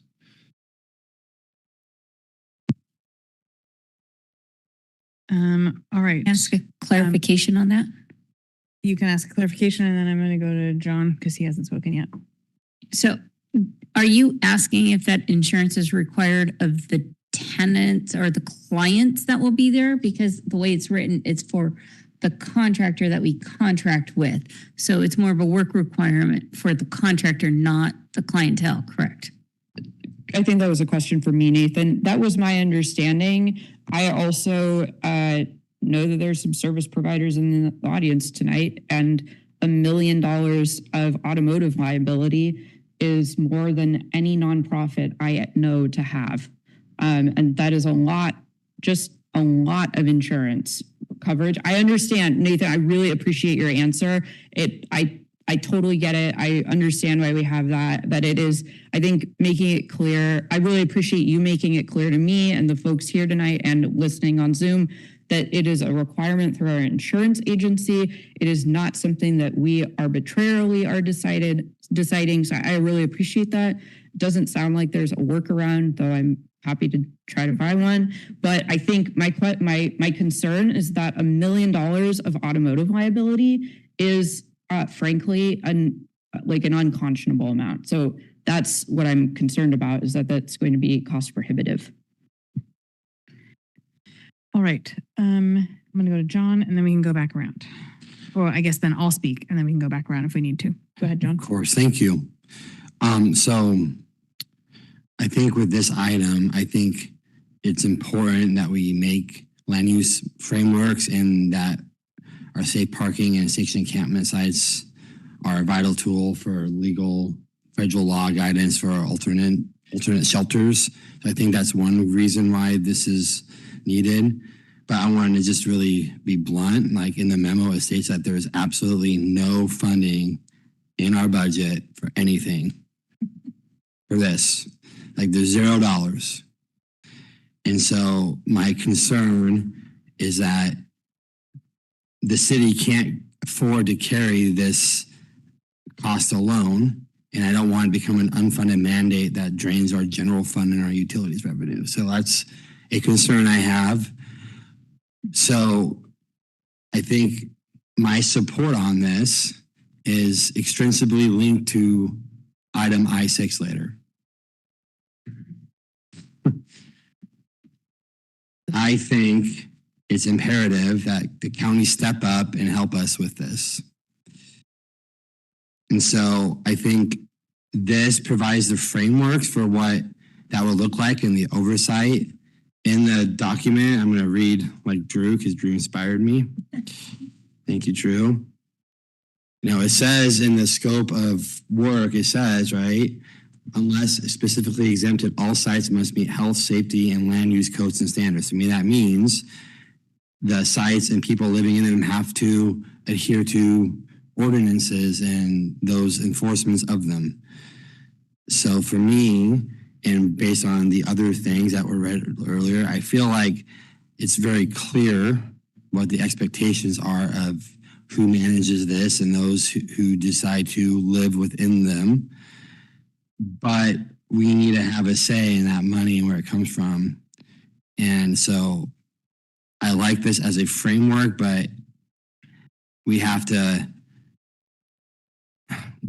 have the county step up if this is going to be successful. And I know for a fact, reading literature all day, that there's some support in this exact idea to partner with us. So I'm hoping that as we talk in like an hour on the other item, that decision is something that, you know, I will, you know, so I'll support it as written, but the cost is prohibitive and it's concerning to me. And we need to make sure that whatever happens, that we're not draining our funds or using funding to increase taxes or utility rates on our ratepayers and taxpayers. That's my only concern. So I guess that's everything I wanted to say. Thank you. All right, I'm going to go and then I'll go back to Amy and then back to Drew. All right. I also appreciate the thought that went into this and think that it does address a number of concerns. I want to take a step back, and maybe I'm not exactly where Amy is, but I think what we have heard from the community is we want something done yesterday. And this clearly is not that. And I think we can make excuses all day long. I think we're all frustrated. The people living unhoused are probably as frustrated as anybody, unless for whatever reason they may be choosing to do that. But I think the majority of people are there by circumstances that they wish they could change and would rather be in a place that doesn't leak when it's windy and rainy. And so I know this is not the perfect solution. I think it is a step in the right direction. And I don't think that we'll adopt this and then say, okay, great, we're done. I think we will continue working on things that we have been working on and trying to get more housing built so that we can meet the needs of our community. I do want to point out that maybe a little bit to John's concern. I mean, we do have some funding. There's no funding directed at this right now. We do have the potential that we would have projects that come forward that we could use some of our housing funding for. We've done, what we're talking about here is safe parking and sanctioned encampments. Doesn't mean we couldn't get someone else who wants to do something along the lines of 4PA's project. And we have given money to that project. We also gave money to Taffy for their tiny home project as well. So, there's some precedent for doing that, depending on what it is. Obviously, we would have to meet legal standards, and this probably, a tent encampment probably doesn't meet those standards. But I think we're going to have to be creative beyond this to make a dent in the problem. I had a question for, I think one of the things that we have heard a lot about and that I've seen a lot of conversation about online in the context of this conversation is about police enforcement of drug activity in particular, and an idea that we are telling them not to do that. And I think that item I2, the operating procedures for encampment, because it's Brian's presentation anyway, I might just ask Brian if you can address my question then. Because I would like Brian to speak to, he's written a few people back with questions about that, and I think articulated very clearly where the laws are, and they are not municipal code regulations that are at issue. So I'd like to give you a chance to talk about that, but if we can do it during I2, I think that makes sense since you'll already have the floor. Mayor, thank you. Yeah, thank you. So I don't have anything else on this. I think I will be supporting the motion. I'm glad we got here. And I think we're not done. We're not done tonight, certainly, but we're not done with this issue. We have more to do to support our community. And so I will quickly go back to folks who want to speak again. I have Amy, Drew, and Latricia. Thanks for the second opportunity. I will be very quick. I want to start my second comment as saying, guys, did we just unanimously agree on something? I'm pretty happy about that for us. Well, we haven't voted yet. No, that's true. That's true. I wanted to address some of the funding concerns because I did also, if you read the packet, you should have them. I think it might be important to also just acknowledge that if we get proposals from nonprofit organizations, it will also help to open up some access for them to get additional grants because of the city partnerships. And when the way I'm hearing city funding, I am envisioning things like we pay the cost of utilities, or we provide the land or the space or those kinds of things as well in that funding piece. This is not a money-making adventure for anyone, the churches and nonprofits, and maybe some individuals. No, probably not individuals, but anyways, they're not doing this kind of work to make money either. And so I also want to just take a minute to implore us, I think that's the word I'm looking for, all of us to reach out to our circles to amplify some interest in this.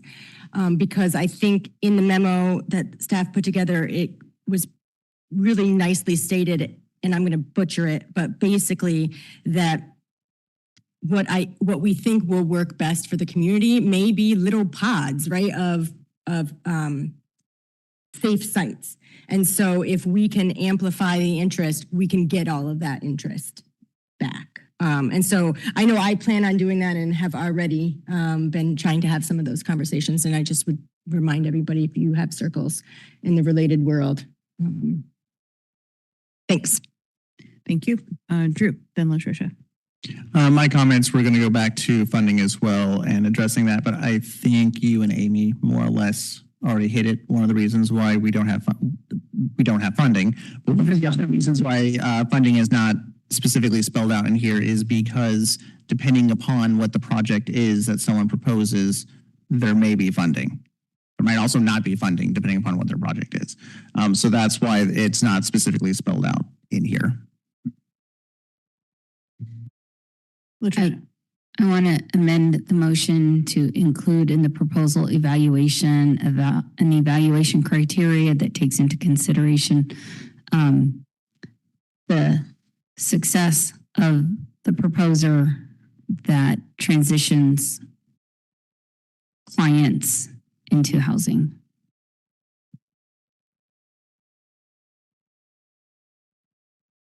I think your proposed amendment dies for lack of a second. Go ahead. I guess I just want to clarify that I do understand that we have funding that we can provide to organizations for these specific things like 4PA and other things. Like I totally understand that. And I know that based on whoever the RFP had, they'll contribute hopefully. But my concern is that, this isn't just going to be something that is short-lived.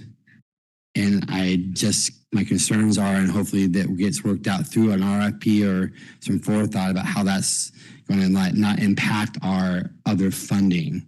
Because what if, and my big what if is, what if this project, we don't get as much funding from our 1590 funds that we receive as we used to, then that has to be pulled from somewhere else. And so long term, we already have a tight budget when it comes to general funds and whatnot and utilities. And I just want to make sure that that's taken into account and that there's some kind of steady source of revenue to help support this in the long term. That was my concern. So I appreciate everyone helping to clarify for me, but I just want to comment on my intent and my concern around that, and hopefully it's addressed through the process. That's all.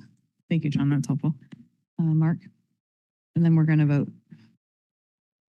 Question for staff. Do we need to add in the motion any type of metrics that we might want to see back? I would think that it's sort of a common practice that if the city endeavors into a project that there would be reporting mechanisms that would be baked in. Council, you certainly could. I think one balancing act that we're facing right now with this RFP is how many respondents are we actually going to get? And the more we add to it, I think the more challenging it might be. I think in most cases, proposers are going to be more than happy to provide us metrics and data. And certainly there's an opportunity once the responses come back that we can negotiate metrics into the contract moving forward. If it's something critically important to council that you want in there, I would certainly encourage you to vote on that tonight. I have no objection to it. Just want to recognize that some of the entities may look at just one requirement and say that puts us over the edge as far as the capability of doing this. And I just want to be careful of that. These types of discussions would unfold as the process continues with individual participants. Thanks. Yep. All right. Is there any desire to add your answer to your question? Okay. Then with that, we have a motion to direct the issuance of an RFP seeking proposals from qualified organizations to develop and implement a managed sheltering project, including options for sanctioned encampments and safe parking. Anyone opposed to the motion, please state your opposition. All right, hearing none, the motion passes unanimously. Thank you.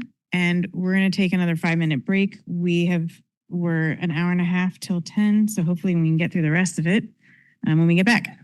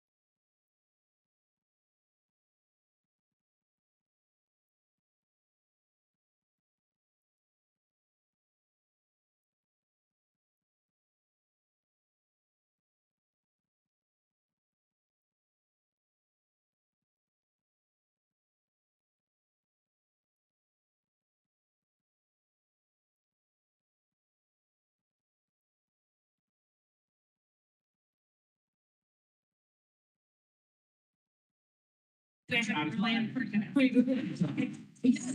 are important. All right, we need to go ahead and get started again because I don't want to run out of time.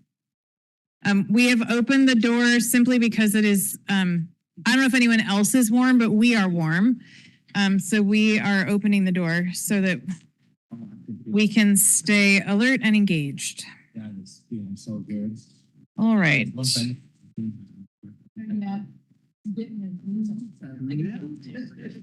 Okay, so looks like we're missing a few staff, so we'll wait just a moment.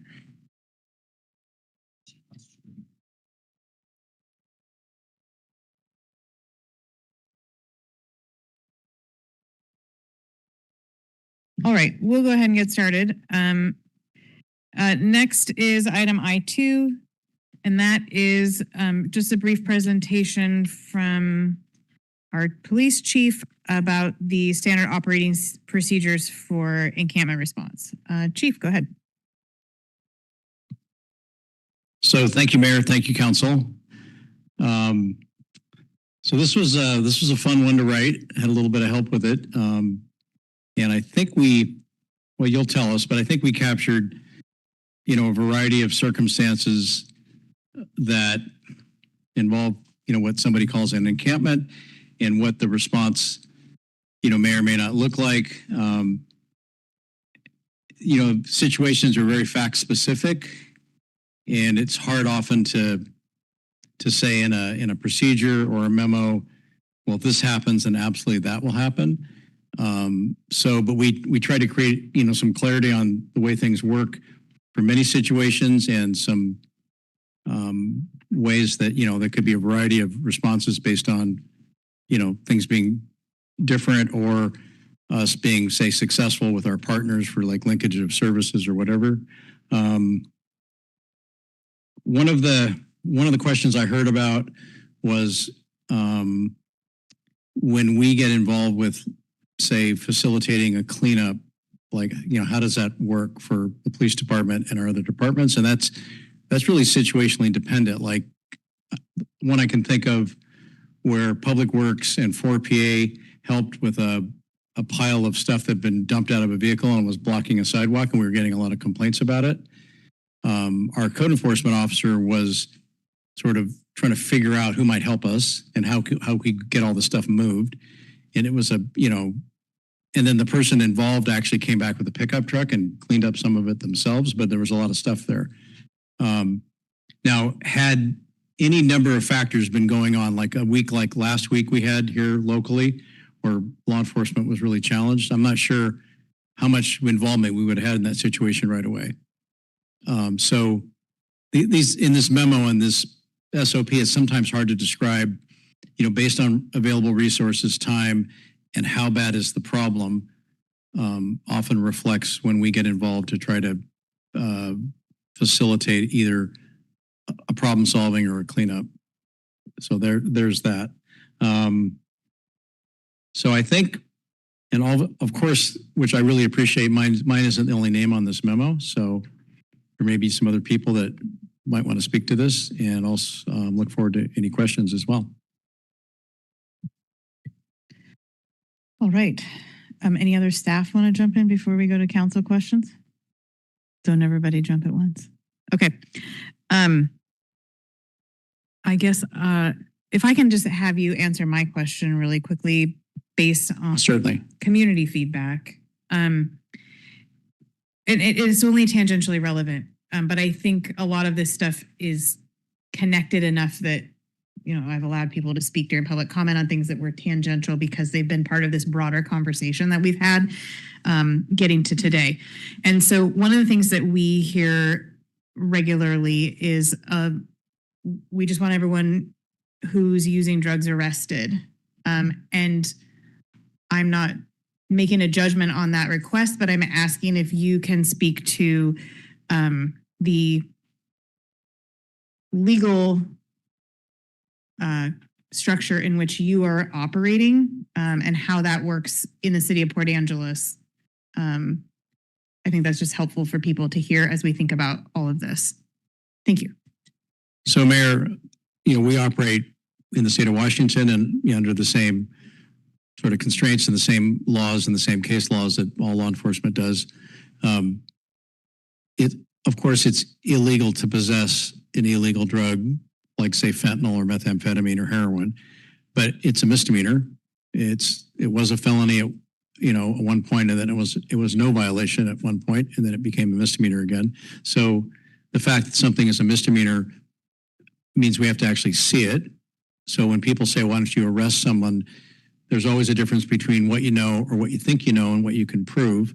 And a patrol officer, could ask somebody what they have. They can have a conversation with them, but the person doesn't have to provide us anything, and we can't make an arrest based on, something we don't necessarily can absolutely 100% establish as the prohibited thing. In many situations, when we make a drug like case or arrest, it's incidental to an arrest for something else. An arrest warrant, another crime, the person's possessing the drugs. And so we discover it, we process it, we send it off for testing, it gets added as a charge. But somebody on the street walking up to them because people believe they're using or possessing drugs, in Washington, it's a pretty difficult challenge for law enforcement. We don't have police power over behavior like exists in some states like California. So it's not unlawful here to be like under the influence of an illegal drug, whereas in California it would be. It's not illegal to be intoxicated to the point you're endangering yourself and others. So absent those behavioral enforcement legal power, the ability to engage someone who may or may not be out in the open using drugs means we really have to see it. We really have to know what it is, and we go from there. And that doesn't happen that often that way. So the summary of all of that is a lot of things have been thrown up, as barriers towards us from being able to take enforcement action when the crime is possession or maybe even using something in public. Thank you. All right, council questions. I see John's hand already up, and then Amy, and then Drew. So, I just want to first say that I appreciate the thoughtfulness of this. I think it's really important when I think the intent of this motion when I made it way back when, I heard from community members that there needs to be a very clear black and white picture of how encampment sites are assessed, who determines if it's abandoned or not, and ultimately what happens to possessions when they're taken from that site. So I see there's a lot in here about the enforcement officer and the process. I appreciate how it's listed out what happens. Is it on private property or not? Is it a right of way? Is it on city property? Right? How trespassing and investigations go with for enforcement actions. I mean, I appreciate that clarity, and hopefully when it's posted somewhere, our residents can read through it and understand it. The big thing is when we do establish or we have more access to safe parking programs and sanctioned encampments, which hopefully we will, and we'll see our progress in that. I feel like when there's places for people to go, as Council Deputy Mayor Carr, I'm still getting the lingo down right. It's been a long day. Said we don't have places for people to go. So when those are established, I think it's really important that this SOP and these things are done and enforced, and because I don't want to move the problem from one place to another, like from one neighborhood to another or one city block. I feel like, and we've heard it a lot from community members, like there needs to be some sort of and more enforcement. And like you said, Chief Smith, I mean, a lot of things are at the state level and statutes, and we're really limited. But my hope is with the clear guidance of a clear SOP around how this works, everyone's on the same page. And I think the other thing that I think I try to say, and I've talked with Manager West about this, I really think that what needs to accompany this and make this more transparent is rethinking of how nuisance forms are assessed, and the community can see tracking a ticket, you know, where is it at in the process? Who's evaluating? Who do I contact? I think a lot of times residents are frustrated when they do make a complaint. They don't hear back from anyone. That's what I hear a lot. It gets into some deep black box that of, you know, right or wrong, that's how they feel, right? So and I've looked at the nuisance form online, and it has these things where people can report and cities aware, but a lot of times people just email us, the council, and, you know, and I love hearing from people. Please email me. I will respond. But I feel like they need to see that, you know, their effort isn't for naught, and that there's something happening, and that it's not going to take months to clear an encampment on a bank. Or I feel like timelines and things are important. And so just, I appreciate the thoughtfulness of it. I do hope, and hope that we do rethink how that works, and there's some online component to track data to make everything more transparent and accountable. I think that's important. I think that's what community wants. So beyond that, I appreciate the outlining of how it works. I learned a lot from reading it, and I appreciate that. I hope other people will, as they read that and it's posted somewhere that's easily able to be found without a long Google search, I really hope that will clarify some stuff and help our partners that we work with, you know, have some more clarity so that they can do their jobs and work with us effectively. So obviously I'm going to be supporting this, and I'll let some other people talk. Thankfully, there is no action requested at this time, but appreciate your, I have Amy Drew, then I'll add Navarra. Amy, go ahead. Thank you. I also appreciate all the detail that went into this memo.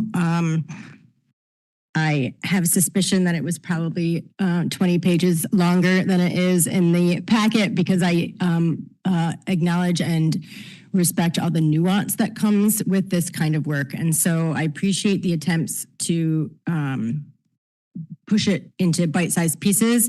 I found it informational. I think that we could do better in the bite-sized pieces. I still think we could create more of a concise sort of this happens. We can add some projected timelines, things that I know where I think that we already do, and maybe just highlighting that. Like there's we talk about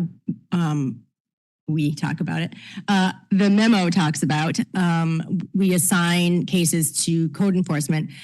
It doesn't say when or how long that happens. I know it's pretty right away. And so I think we can highlight some of those timeframes for folks as well when we get to sort of making our chunks into a little less chunky.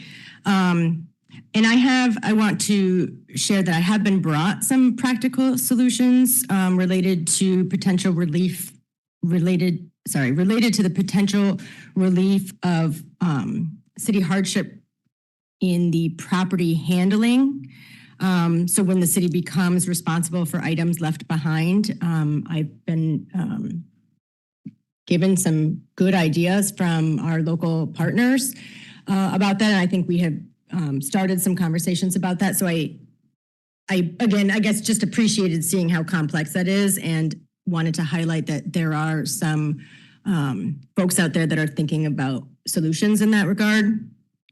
So I think the memo also really does a good job of highlighting the complexities that are involved regarding property ownership, shared responsibility, and our lack of policy surrounding environmental remediation of sensitive areas that have been impacted by our housing crisis. And I do have some motions I want to throw out there for just keeping some discussion and direction. But to help me get more specific with those, I have a couple of questions that I'd like to ask Chief Smith. In that, so in the memo, it is described that private property ownership and the onus is on those property owners to control their property. And so I have two questions related to that.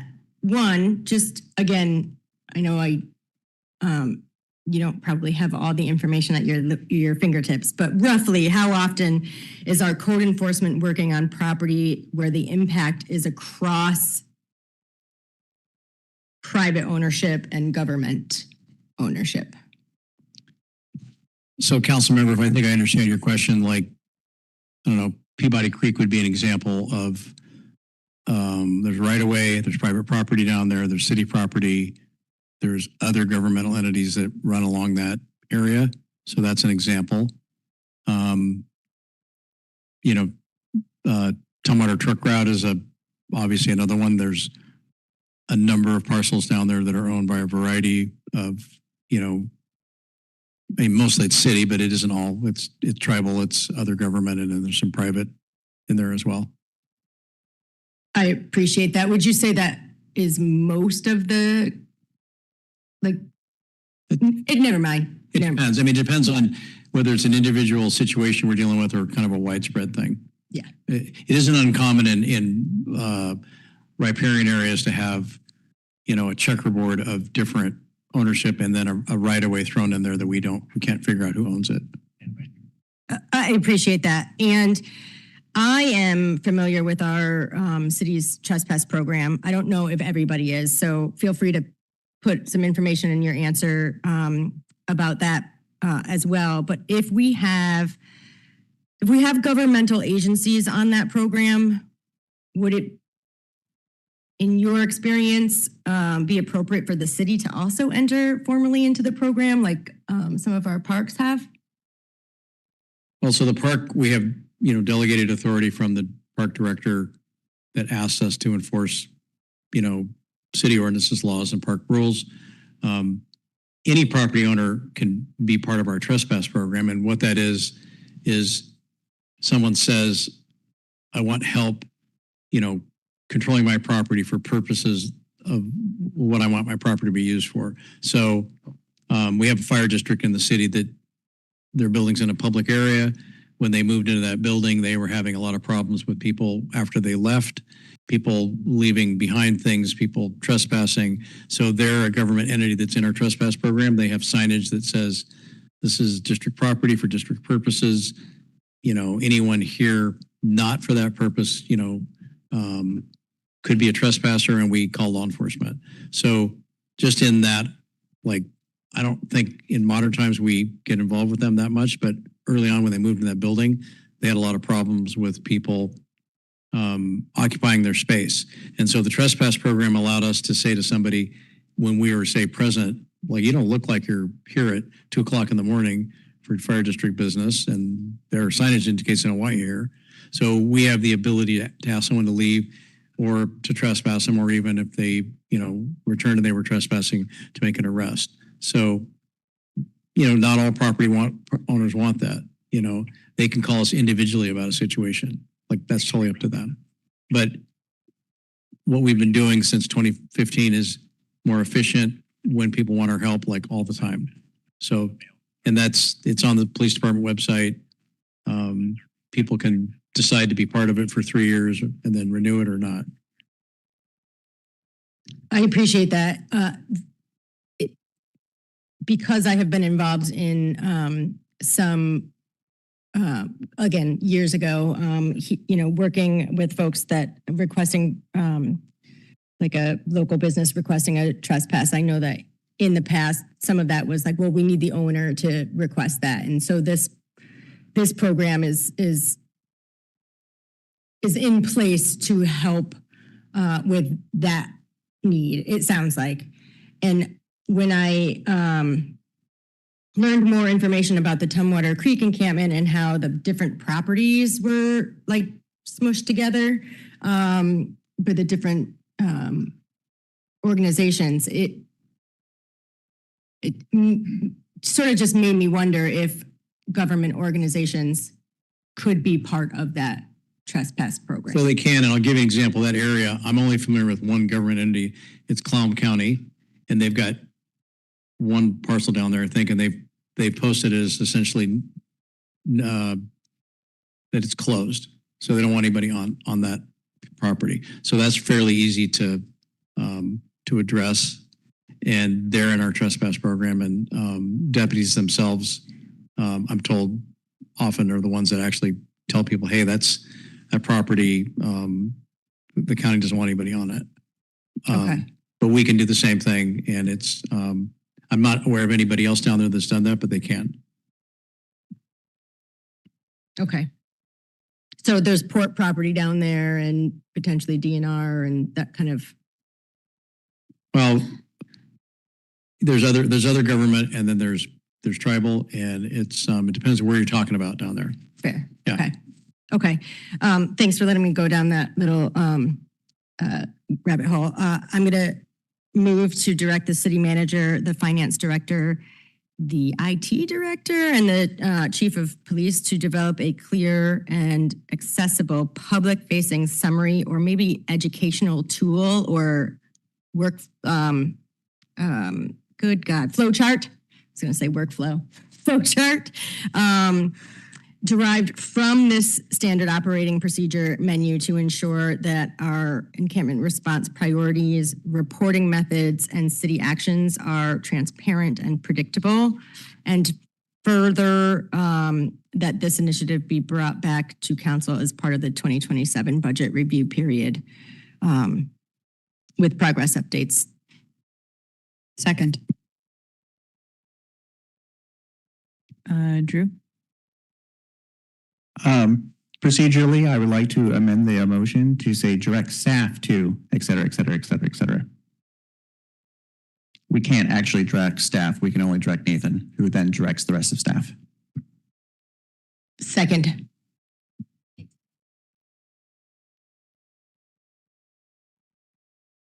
I think most of our motions say direct staff, but that's fine. So can you, he is, yes. Yeah. Can you? Yes. Email? Yeah, that'd be great. Thank you. All right. Does the order change? We had John, Amy, Drew, Drew and Navarro. Drew, do you want to speak to this? And now we have a motion on the table.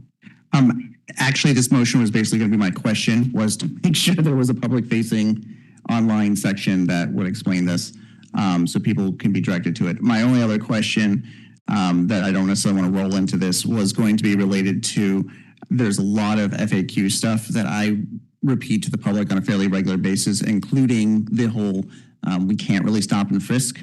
The police need to actively see it to be able to engage for the misdemeanor, like drug possession type stuff, and ensuring if there was a location on the city's website that we can basically put those sort of questions of like, hey, how come we're not doing blank? Here's why, here's what we actually can do. So having something that would be, well, I want to say evergreen, but in my opinion, hopefully some of those laws will change, but something that would be evergreen for us to be able to quote ourselves when answering questions, but also for people to be able to just look at. So I would suggest that we figure out what FAQs related to this would make the most sense and see if we can encompass that with being able to direct people to this as well. All right. Thank you. Navarro. Well, I really appreciate all the hard work that very clearly went into this document. I found it really valuable, and I've been on council for 7-ish years now. And so I know, my partner reminds me all the time that not everybody sits in the position I am, where I say, like, oh, of course people know this. And he's like, they don't.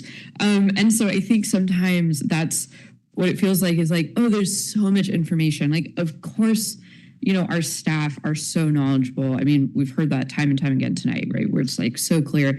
And then sometimes we as council, and then I think are in the position of helping ourselves and our community understand what we do and how we do it. And so I really appreciate this. So I think we as council members can be better communicators and inform the community about what we're doing. I really support Amy's motion.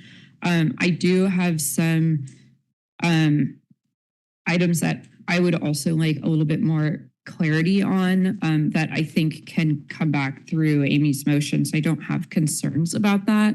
But one of the things that is talked about a few times is, and I'm just going to quote the part in the sensitive or riparian area, but as I said, it comes back in a number of places, is that, it's cleanup efforts are through city parks, public works, and those are, of course, us. And then it gets to the sheriff's office crew or other non-governmental organizations. And I would actually like a little bit more clarity for how we determine which agencies we are working with.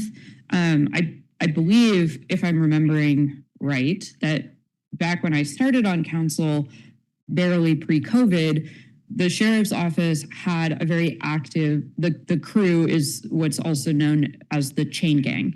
And so, and I can't remember what the acronym stands for, but my understanding was that program went by the wayside during COVID.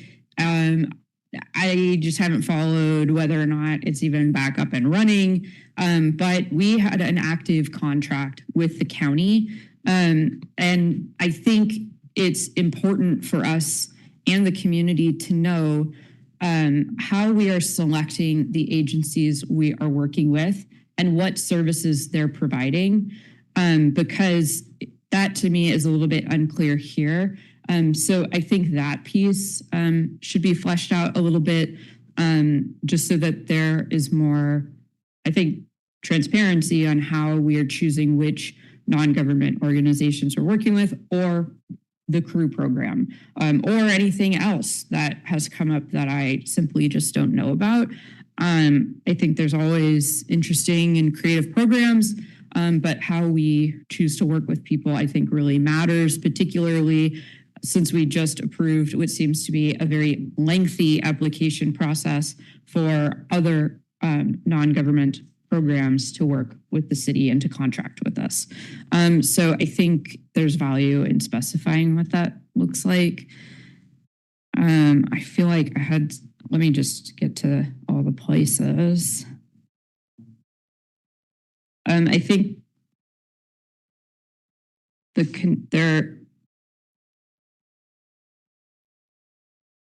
I think, as some folks mentioned earlier, it's also, I think, important to figure out under what circumstances we are required to keep property, and to make sure that that we're not using other entities outside of the city, whatever they may be, to essentially get around those rules around property. Sorry, Councilmember, is there a question there? No, I don't think so. I'm just saying I think what I'm getting at is that I think having a contract process that is public will get to some of those concerns that were brought up at public comment. Because I can address some of, Great. got a couple of questions, I can address them. Fabulous. So the Sheriff's Department crew, we have an agreement with them. And when we utilize them, we pay them. I have some money in my budget to pay them. And you're correct. Since COVID, they've not been very available. They still exist. We still have an agreement. We occasionally utilize them. They occasionally offer their services. Like the destruction of junk vehicles is one place where they have been available, and what we pay for that. The same budget pays for them, pays for like the whole thing. So like a junk vehicle can be like $2,500 to $5,000. Some of that goes to the tow company. Some of that's the disposal fees. Now, 4PA is right now the only nonprofit that has the ability to clean stuff up that we're aware of. And we don't have an agreement with them, but we don't pay them any money. We don't pay them any money. Other volunteer groups over like the past, my Rotary Club, for example, more than once has cleaned up Peabody Creek. no agreement, they just did it. And I don't remember now if that was like facilitated by the city or not, but I think it might have been. But, anyone can clean up trash in the city. And your concerns, which the reason I put the policy on property in there is I hear those concerns. We don't do things to get around the rules on property. I want to be really clear about that because I heard you say that because the police department wouldn't use a nonprofit to get around our own policy or the law on property. So I've stated that pretty clearly, I think. We only pick up something if it has evidentiary value in a case or if it's or what we call safekeeping, like a firearm, something that could cause harm, has a lot of value, we'll take it for safekeeping. But we're not required to take property, and our general posture is property can be left behind like an encampment or somewhere else. We aren't going to take responsibility for it. We don't have the means to do that. We don't have the capacity to do that. The property evidence in our police department could tell you about times when like we've taken a bunch of stuff that was left behind. We had to process it. We had to keep it. We have to follow all sorts of rules. We have to keep it for at least 60 days. We don't have the capacity for that. So the memo and the policy says we take something with legal authority, and we aren't the sort of the stewards of all the things that are left behind in the city. So, but back to your concern, if somebody had something that was left behind and somebody took it, they can report it as a theft. And that's really like, if something was left behind, distinguishing like trash versus something of value is very subjective. Somebody might think something's really valuable. Somebody else thinks it's trash. A lot of conversations go on like with our code enforcement officers and people like, are you coming back here? Are you like, we don't want people to leave anything behind. Like you're not supposed to leave anything, it's not your property. So, but we have policies that we follow, and I'm not aware of of case reports or facts where someone said, "Hey, my thing was there. It's pretty valuable, and it was stolen." And I think somebody who cleaned up did it. Like it's been a while since I've heard that, but we're available to take a report on that any day of the week. But well, there's one thing I was going to add to this. When there's places for people to like store stuff safely, for example, the problem you're talking about goes away. We've had conversations with partners about who might be interested in doing that, and we've yet to find anybody. And I've gone to organizations myself and said, "Hey, is that something you'd be interested in doing? Is providing that service?" And I understand why someone would say no, but we would be really excited if somebody in maybe this RFP process or in some other thing said that's something I would want to do, because it would address kind of what you're talking about. Certainly. I appreciate those clarifications. I think I think that, as you mentioned, anybody is able to pick up trash in the city. As you mentioned, there have been instances in the past where members of the public have reported things being stolen, including on behalf of people who are unhoused, and those names are public through the code reporting process, and they have been doxxed. That's not the fault of the police department, right? We provide the public records. I'm a big fan of public records requests. And I think it was chilling at the time that happened, that people were receiving death threats for reporting organizations or individuals of having stolen their property. And again, I don't think that is the fault of the city, our police department, any of that. I think we're complying with the law. Those are public records. And I think it really did affect how people are willing to report what is taken and what is not, when especially they are living in very vulnerable situations. So I think that just has to be mentioned. Additionally, my understanding is that, right, it's everybody can pick up trash, but the difference is whether the city is making calls to somebody to pick up trash or to help us maintain the cleanliness or the infrastructure on our own property. And I think that is where there is a substantial difference. And if we're waiving any kind of fees, so for example, if I'm picking up trash in my neighborhood, I'm not taking that to the transfer station and saying, you should pay my dump fees. I think that when we ask people to clean up parts of Port Angeles, it makes sense to waive those fees when they are helping us, particularly for things on our property. But that is a fee for service that is occurring. And we are asking somebody as an official organization to do something and then waiving certain fees that they would otherwise be paying. And I believe that the public deserves to know who we are entering into those agreements with, that I would argue are contracts. So that's what I would like to see more of, and to see how exactly we are doing that. It might also encourage other organizations to start wanting to clean up or wanting to be a part of that, right? We all know the Waterfront District does their big spruce up, but they are cleaning up our city infrastructure and property as well. There are people who are doing this all the time. Maybe other people want to be involved. I would welcome that. I think this is a more the merrier situation. Additionally, I have some concerns about the notice requirement that I think is in section 7, 5.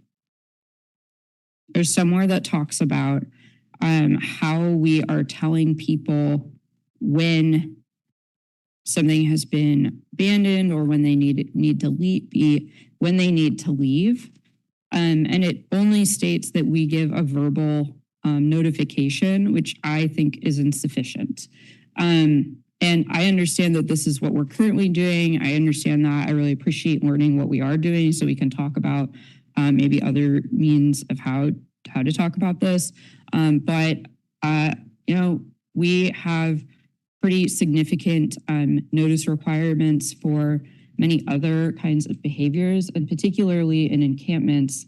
We've heard from folks over the last few months that they go to work, somebody thinks their site is abandoned, there's no way to know, right? Some tent and what, exactly to echo what you're saying, Chief Smith, right? Like, another man's trash is another man's treasure. So I think that it's important to be able to post some kind of piece of paper or some kind of document telling people you got to leave, right? Councilor, we do that. It's in that paragraph. If you keep reading, we post no occupancy, very much like the CED notices. We actually commonly post when actually nothing is going to happen, except we want someone to know they're not supposed to be there. So, and I'd be glad to provide a copy of that. Where is it? Sorry, Chief Smith, can you tell me where that is? If you just go up from 6 and you go 2 paragraphs up, and it says, we'll post an encampment on an area of city property or right away with a standardized City of Port Angeles no occupancy notice.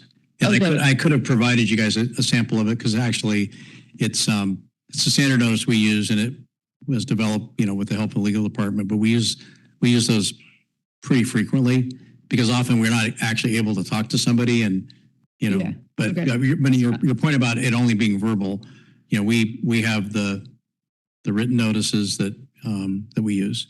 I'm sorry I missed that. Would you mind sending it to us? I think that would be valuable. Well, certainly, yes. But I really appreciate that. My apologies. The other thing that I think I just wanted to hit on again that Councilmember Hamilton mentioned is that, and this isn't about what our policies are currently, but something I'm pretty deeply concerned about as we're moving forward with having a managed shelter program is that we're creating two separate processes, where one is legal and everything else really isn't. And also there is just nowhere else for people to go. And so I want us to be pretty mindful as we move forward that as we're thinking about permitting and allowing for some kind of, again, managed shelter, but AKA sanctioned encampment, some kind of legal place for people to camp, I think that creates at least the appearance that everywhere else is an illegal place to camp. And I'm really pretty concerned about that that dynamic that's going to happen. And I don't think that there's any easy solutions to addressing it, especially because I think it's unlikely that whoever decides to apply and whoever we contract with, they're probably not going to have a 300 unit site that will magically have everybody who is homeless living there. And so I think we're going to be entering into a time where we just have to be considering those issues and make sure that, knowing that throughout this process, I don't think any of us have heard a better place for people to be other than we would all like them to be in some kind of housing and not living on the streets. And so without a solution to solve the rest of the homelessness crisis, I am concerned that that we're essentially creating a sort of separate but equal path here in the city, and I hope we just keep considering that as we're moving forward. Thank you, Navarra. All right, Latricia. I just also before before you speak. Yep. Okay, go ahead, and then I'll. Yeah, I'm not going to talk for a long time, but I am hopeful that when in our consent agenda, in relation to what we're talking about, we had passed the urban tree canopy and stream assessment professional services agreement, and in some of these areas that we're talking about will be part of that assessment. And so I feel strongly that through that assessment, we'll be able to come back with changes in the environment compared to, I think it was 2014 or 2011, that assessment, and see what the changes are over the years. And hopefully that assessment will come back with recommendations in those areas that have been impacted. So I think what we're doing here in conjunction with that urban tree canopy and stream assessment services agreement are kind of going to go hand in hand. And Chief Smith, I do have a question. Working in natural resources, sometimes we get a lot of assistance, low-cost assistance through groups like WCC or AmeriCorps services. Are there like service organizations kind of underneath the law enforcement umbrella that provide something similar to that, like young entrepreneurs or young folks that are, wanting to earn money for college and things like that? Is there anything there that something like this can benefit that law enforcement agencies have established that maybe we're not tapping into? So, Councilmember, I think I understand your question. I'm not aware of anything.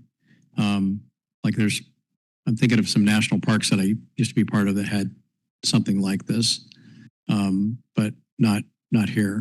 So, but that's a great question. Okay, Maybe somebody else knows a little bit more than I would about it. I'm kind of wondering if there might be an opportunity for the city to consider WCC crews to assist at certain times. I mean, if we plan it out long term, if we have a plan, but it's something for us to consider and see how we can. Yeah, YCC was I was thinking as well. Yeah. Okay. Yeah. All right. Yeah, I think that's something for us to consider in the long term. Thanks. Thank you. All right. We do have a motion. I think we should vote because we're going to run out of time. We're going to run out of time anyway. So I have a proposal after we vote. Any last comments or questions? Okay. We have a motion to direct the city manager to develop a clear, accessible, public-facing summary or educational tool derived from this standard operating procedure To ensure that encampment response priorities, reporting methods, and city actions are entirely transparent and predictable for all Port Angeles residents, and further direct that this initiative be brought back to the council as part of the 2027 budget review period with progress updates included in staff reports on no less than a biannual basis. Point of order, my amendment was to direct staff, not the city manager. Right, direct staff. Let me reread that. Which is the handy dandy way of saying yes, Nathan, but that way we're just covered and not specifically naming anyone. Correct. Not to step on any toes, but I failed to read the end of that, so I don't, so I think it's just to be included in staff reports. Okay. Please, sorry. sorry. So let me just read the first couple words and the last couple words, and everyone knows what it said in the middle. I move to direct staff to develop the things that were noted with progress updates included in staff reports, period. Anyone opposed to the motion, please state your opposition. Hearing none, the motion passes unanimously. Thank you. All right, it's 9:20. Second public comment period needs to be done by 9:45, which does leave us 15 minutes. I would like to propose that we hammer out 3 and 4. Maybe those are just motions and go. And if they're not, let me start with that. Does anyone want to have lengthy discussion about 3 and 4? You do. I'm sorry, I actually have a motion related to the topic we are. Oh, you're not done. Got it. Okay. Well then, okay. So really quickly before we move on, fleet transition, can we move that to next week's CFP presentation? Mayor, yes, we will plan to do that. Okay. And then is there any, I feel like the timing was only, we're talking about other things. Let's bring it back tonight. And yes, go ahead, John. I would also propose that we delay I-6. Well, that's where I was going. Because I intended for it to be brought back by September. So I feel like we can, I would propose that, like delay that to a future meeting. Go ahead. Mayor, I also think that a similar argument could be made for I-5. Okay. Any opposition from folks in pushing 5 and 6 out to a future agenda before September? I don't hear any. Okay. Thank you very much. To check. So for anyone who's following along, I-5 and I-6, we have just tabled. It's not quite the right term I'm looking for parliamentary wise, but we will move them forward. I have my cheat sheet, but they will be postponed to a future meeting before September based on the original motions that were made, putting them on the agenda. All right, go with your motion and then we'll see where we are. Thank you. I move to direct staff. Hang on a minute. I have some people to cross out here. I move to direct staff to develop a proposed policy of best practices related to remediation of sites that have been disturbed by human-caused means, such as encampments within our critical areas, streams, bluffs, etc., where property owners are responsible, including governmental entities, and includes progressive consequences for non-compliance. Second. Can you also send me that? Doing it. Okay. This is about remediation. Got it. Okay.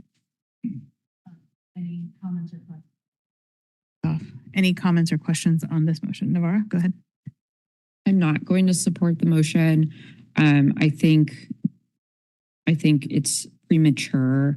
I would prefer to have additional presentation before a proposal is submitted to us, particularly related to, I think, really digging into the issue and learning what issues might be in front of us, if any.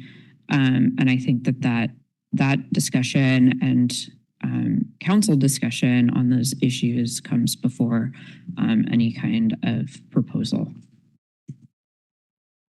Other people want to speak to the motion? Patricia?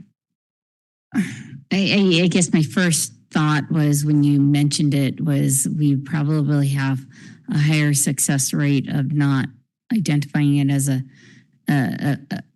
behavioral health, homelessness, but wrap it around just restoration, where I think we could potentially go after more funding that is for restoration versus where we have limited funding for homelessness. And I think that we could wrap it better as a natural habitat restoration project versus remediation due to impacts from human activity. So I'm concerned about that. And so I think we'd have more funding opportunities the other way. Other folks? I'm not opposed to the idea, but I would be interested in bringing it back later. Could you send it to me? I just did. You did. Okay, thank you. Oh, yes, there it is. Okay.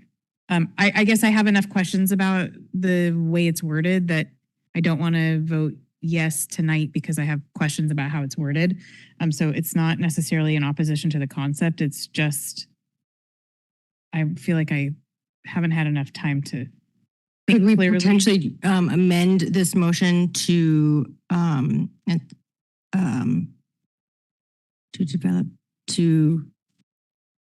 schedule a work session or a presentation? Yeah, so that we can get the. We could I mean, I don't think we need to make a motion to just say, let's talk about it as we continue some of these other conversations. Is that reasonable? Yeah. I mean, we can vote on it. You made the motion and it's been seconded, right? So, okay. Was it seconded? My apologies. I seconded it. Thank you. Can you want Can we get it on the, yeah, but I mean, I would like to see this be on an agenda. So I think that maybe, whether it's a work session or not, if it's just on the agenda for discussion, I'm happy to be confident that the mayor will help us make that happen. Okay. We'll still vote because we have a motion and a second. Drew? What timeline would staff feel comfortable for giving some sort of presentation, explanation, or something similar to council?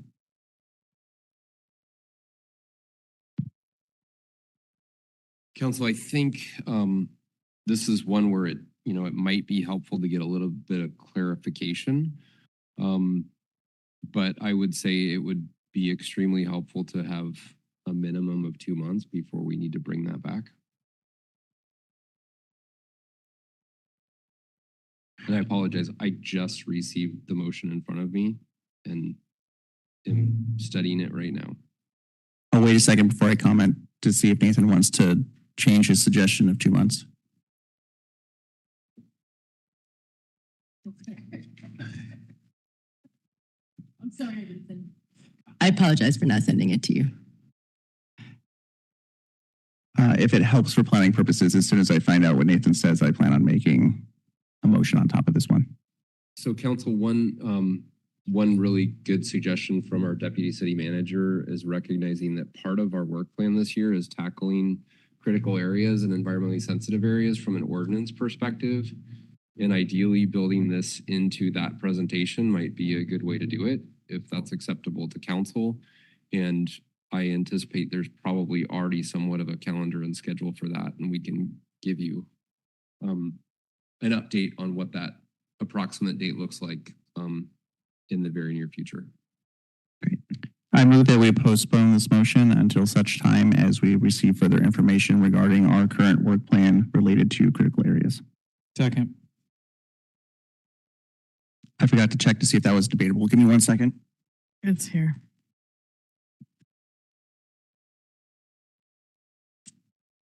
Not debatable. Okay, right. Let me just vote. Yes. It probably would have been easier to vote it down, but it's not debatable. Sorry. All right. We have a motion to table the motion. Postpone. There's actually a difference. Well, you can only postpone indefinitely or table. Limit, postpone to a certain time, which is what we did. Then that is debatable, actually. Tabling is not. Mayor, Sorry. September 1st is when we anticipate it being ready. So we have a motion to postpone to September 1st. All those in favor of the motion, please say aye. Aye. Aye. Aye. Aye. Oh, I should have used it. No. All those opposed? Motion passes unanimously. Sorry, I should have used unanimous consent. It's getting late. Okay. We should do 15 minutes of public comment, not more than 15 minutes. We may not have 15 minutes, but not more than 15 minutes of public comment. And then we will use the last 15 minutes of the meeting to deal with 3 and 4. And I have one hand online already, but if you are in council chambers, go ahead and you wish to speak at public comment period, you can line up or just come when the next person goes. This is for anything not necessarily having to be tied to the agenda. Go ahead and again, name whether or not you're a resident. And sorry, this public comment period can be 3 minutes, and I need to just make sure that our IT person has a second to reset the timer. So go ahead and come up and you can start when you're ready. Good evening, Bradley Calloway, they, them, city resident. What a night, what a stressful night. Let's talk about Pride next month. Woo! All right, so earlier today, I sent council an email that contains an ordinance for family structure non-discrimination.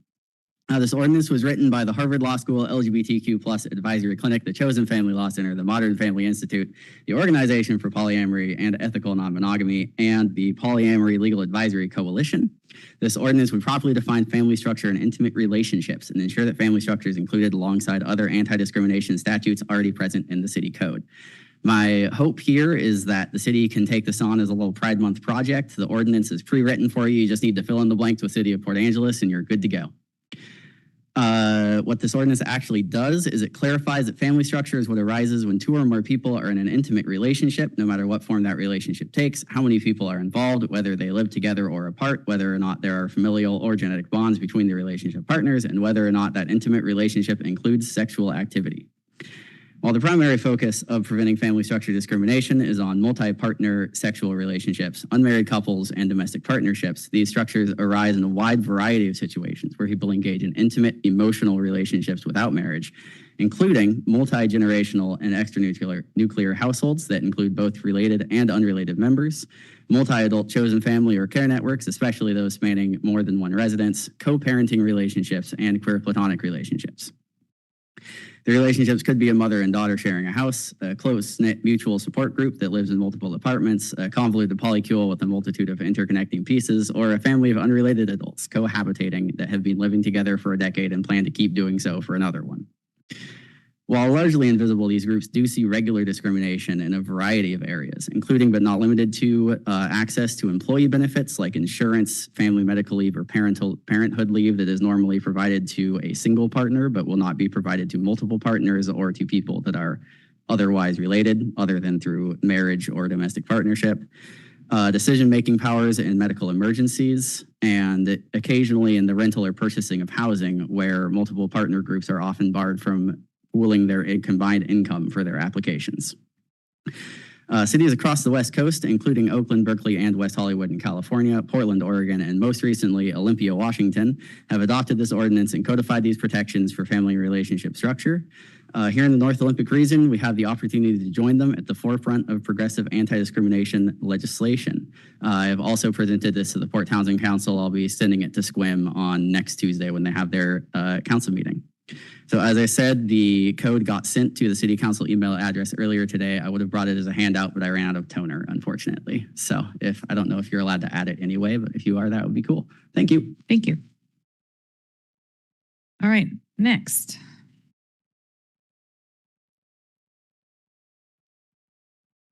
Good evening, I'm John DeBoer. I've been on the homeless task force for about 8 years. I haven't solved the problem yet. But one idea that came up tonight that I totally endorse is taking that 1.1% tax that's for housing and turning it over to the public safety department for those 3 cars and 3 officers.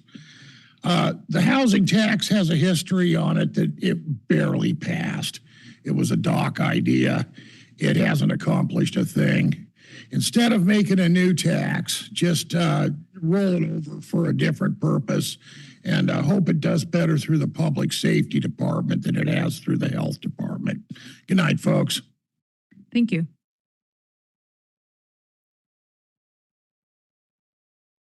Where am I at? I made notes. Now I can't find where I made the notes at. Yikes. You can still have your turn if you want to let someone go ahead, and you can take a minute to find your notes. Okay. One day. Go ahead. It is.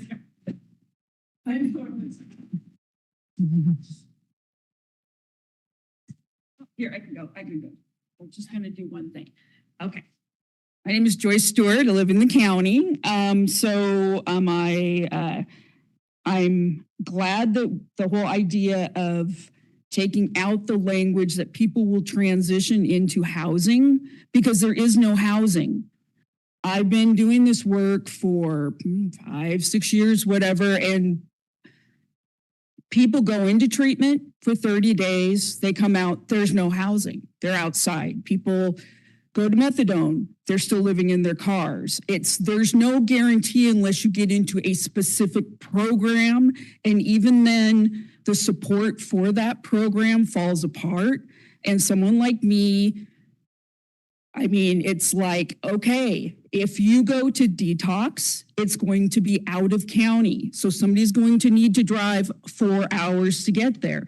The detox center can stop treatment at any time. Somebody was released onto the streets of Lacey after leaving this area because they were snoring. This is our treatment center. This is how our treatment stuff works. So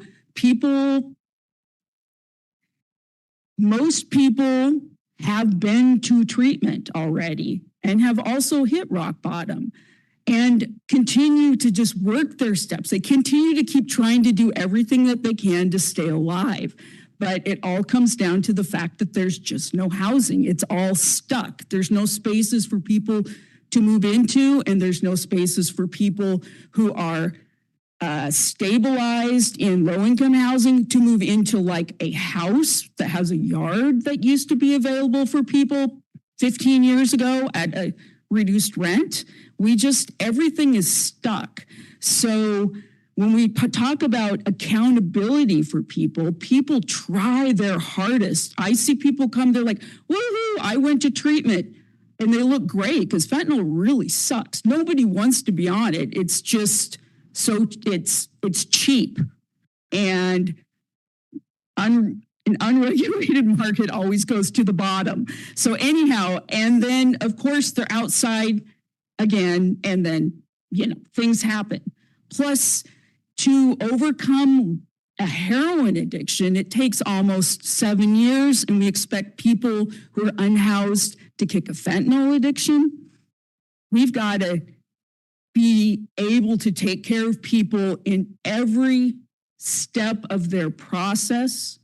And it's a housing issue because there's always been drug problems in the US, but usually it happens behind closed doors and nobody has to see it. That's all I'm saying. Thank you.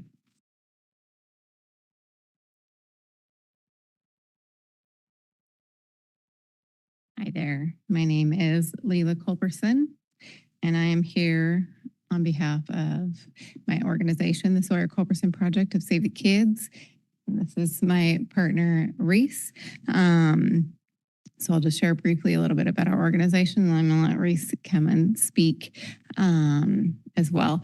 So just over 3 years ago, I lost my own daughter, Sawyer, to fentanyl poisoning. And in light of losing my daughter to fentanyl poisoning, we have created an organization And when Sawyer was alive, she did a lot within the community that we lived in at the time to help serve the unhoused people and whatnot. And so our organization takes that and carries on her memory and her legacy with that. And with that, I will let Reese come up and share a little bit more about what we do and what we hope to partner with you guys to do.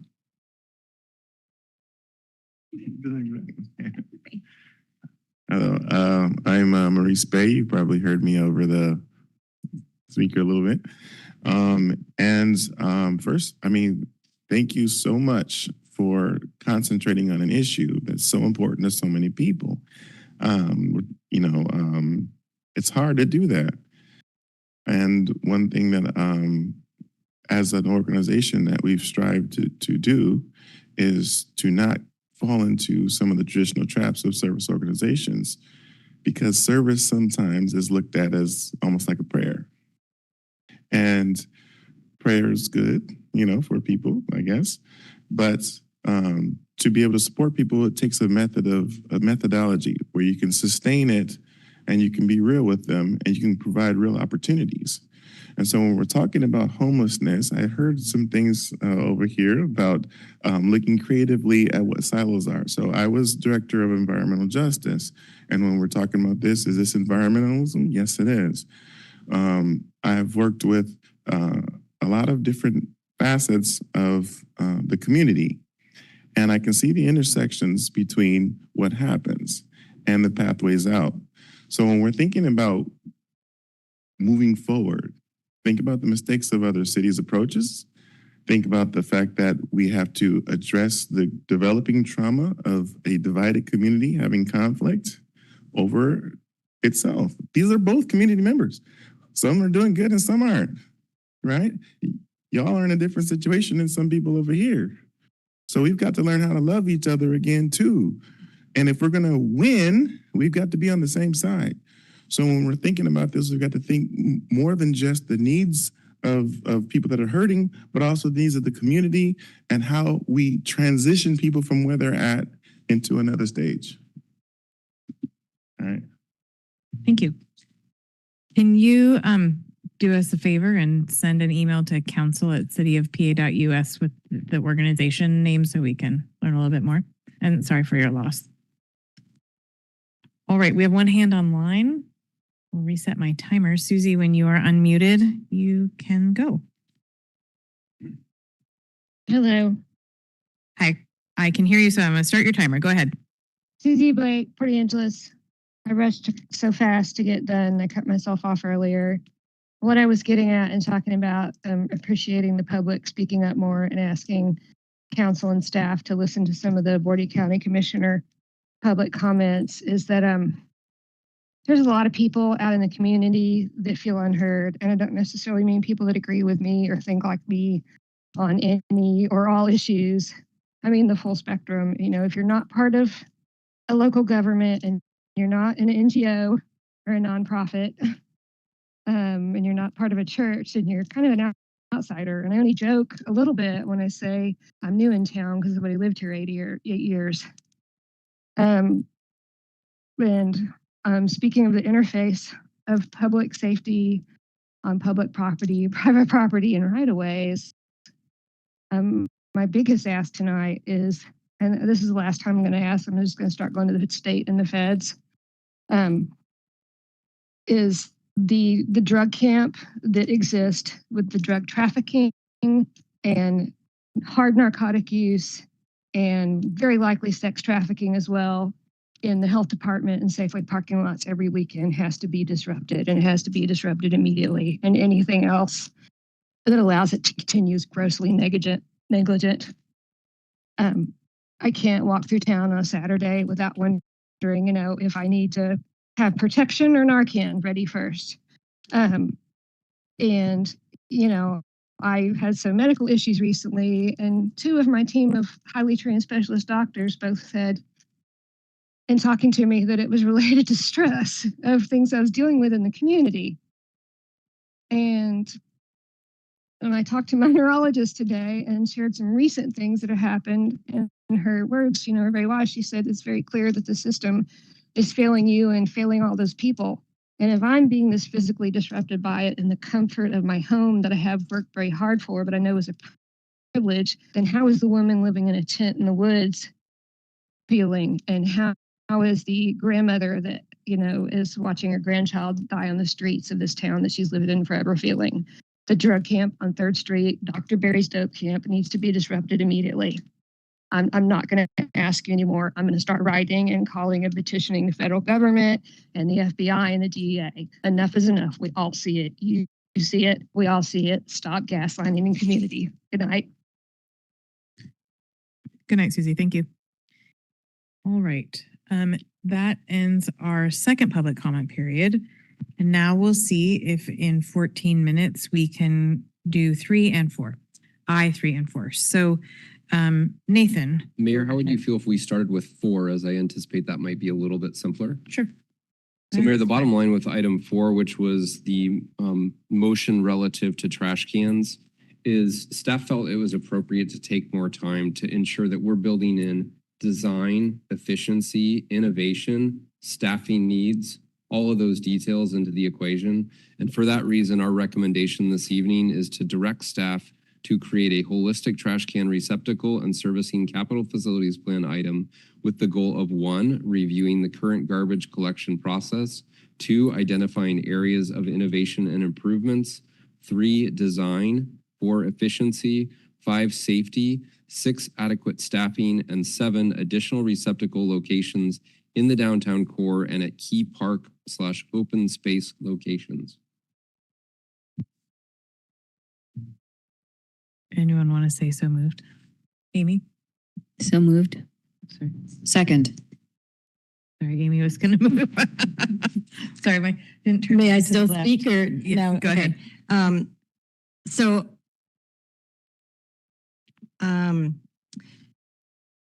I just want to say, like, we could as a city just decide to invest in like porta potties and garbage bins and have, you know, our city trucks come pick up trash along the street. But I don't think that's the kind of or the type of response that is thoughtful and it fails to consider like unintended impacts,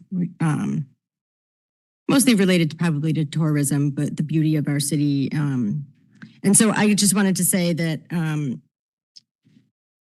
that I appreciated the recommendation. I think the Parks Director's recommendation offers us the opportunity to be thoughtful about it instead of just throwing out more to-dos and tasks. And so I was just going to move the moved. So thank you. Any further discussion? Latricia? Yeah, I also just want to recommend to our staff when you're looking at the areas of innovation and improvement. So I did my own little research on receptacle. There are solar powered compactor trash cans. I think they're called Big Bellies, something like that. And I think that we should consider that I've heard in my research or I read that having that actually doesn't mean that you have to add capacity because it creates more room. So there's less time for you to go out and having to collect. And then there's also like mini dump sites. And I think one of the things that I saw is I think the way that we're collecting, where they have to pull it up out of the can, I think it's hard on our staff. And I think the way that these trash, you could just pull it out and you have many electric side dumps that could be used. So I really want us to be innovative and bring things like that. Thank you. Okay. 10 minutes. Go ahead, Navarro, then John. Briefly, I'll just also add that I appreciate this process and the creative thinking that I hope will come with it. I've heard from some community members some interesting proposals, including the potential use of volunteers, sort of the like adopt a highway approach, but with potentially trash cans. It doesn't, I think that there are many interesting opportunities for us as a city, and I'm excited that we're talking about them and we'll continue to talk about them. Thank you, Navarro. John? I just wanted to quickly add that, I feel like, the walking and driving routes required to this is unmanageable. And I feel like, hiring freezes and capacity in our parks department is low, that we needed to be innovative. So I appreciate, I also agree with what Councilmember Miller said. We don't want big industrial sized dumpsters on the side of our roads. Like that doesn't help us with what we have been talked about preservation of neighborhood character. And so I feel like the plan, the process provided here is the correct one. And I look forward to seeing what the parks and the city staff come up with as we try to solve that problem and provide more opportunities for people of all walks and situations to be able to dispose of trash safely and to keep our streets and public spaces clean. Thank you. Any last comments or questions? Okay, we have a motion to direct city staff to create a holistic trash can receptacle and servicing capital facilities plan item with the goal of 1, reviewing the current garbage collection process, 2, identifying areas of innovation and improvements, 3, design, 4, efficiency, 5, safety, 6, adequate staffing, and 7, additional receptacle locations in the downtown core and at key park and open space locations. Anyone opposed to the motion, please state your opposition. Hearing none, the motion passes unanimously. Thank you. And now we will go to I3. We have 8 minutes. Mayor and Council, the motion that was provided at the April 7th meeting was to direct staff to prioritize the availability of all the city's 24-hour restroom facilities and recommend to the council the location of the next 2 24-hour public restroom sites. The next 2 24-hour restrooms are slated to be installed in 1 Erickson Playfield and 2 at Eddie's Hook. Additionally, staff contemplates the installation of the 24-hour restroom at Erickson Playfield. As staff completes the installation of the 24-hour restroom at Erickson Playfield, the engineering project manager will be working on the design of the replacement of the Eddie's Hook restroom. A 3rd restroom is planned for Elks Playfield in 2027-2028, and then staff will evaluate locations of restrooms, including a much-needed one at Lincoln Park. Currently, we have a 1 full-time employee dedicated to cleaning 10 separate restroom facilities, and this employee is also the same person who empties the park's trash cans 7 months out of the year. The other 5 months are cleaned and maintained by a park seasonal. So council, that hopefully answers the questions raised in the motion, and that hopefully satisfies item I3. Latricia, go ahead. I'm not going to vote in favor of this because I think one of the things that we're missing is that our staff have not communicated with our nonprofits that are helping our unhoused and houseless to identify a site. I understand the spit, but I think that we have other priority areas that could benefit our unhoused and homeless population. So I'm not going to be supportive of this. Amy, John, Mark. I think just a point of clarification. I think we have already approved the bathroom plan, and this was just for information on that. So that might need to come back. I don't know. That was just me trying to, I hope, clarify. But I wanted to say that I wanted to thank the teams for putting this together. It's unfortunate that is Corey online? No.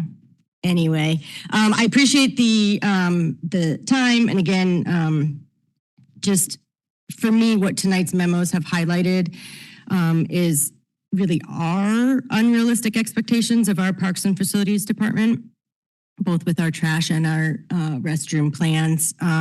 And to be fair to me, I've also been at that podium demanding that council give me more trash cans and give us more bathrooms. And so I think I have a deeper, more well-rounded outlook on the realities that are related to that, those demands. And so what I learned as a manager in my work is that we can't keep asking folks to do more with less, and that we are doing a disservice to our employees. We're doing a disservice to our employees to pass policies that multiply their workload without keeping, while also keeping their department understaffed.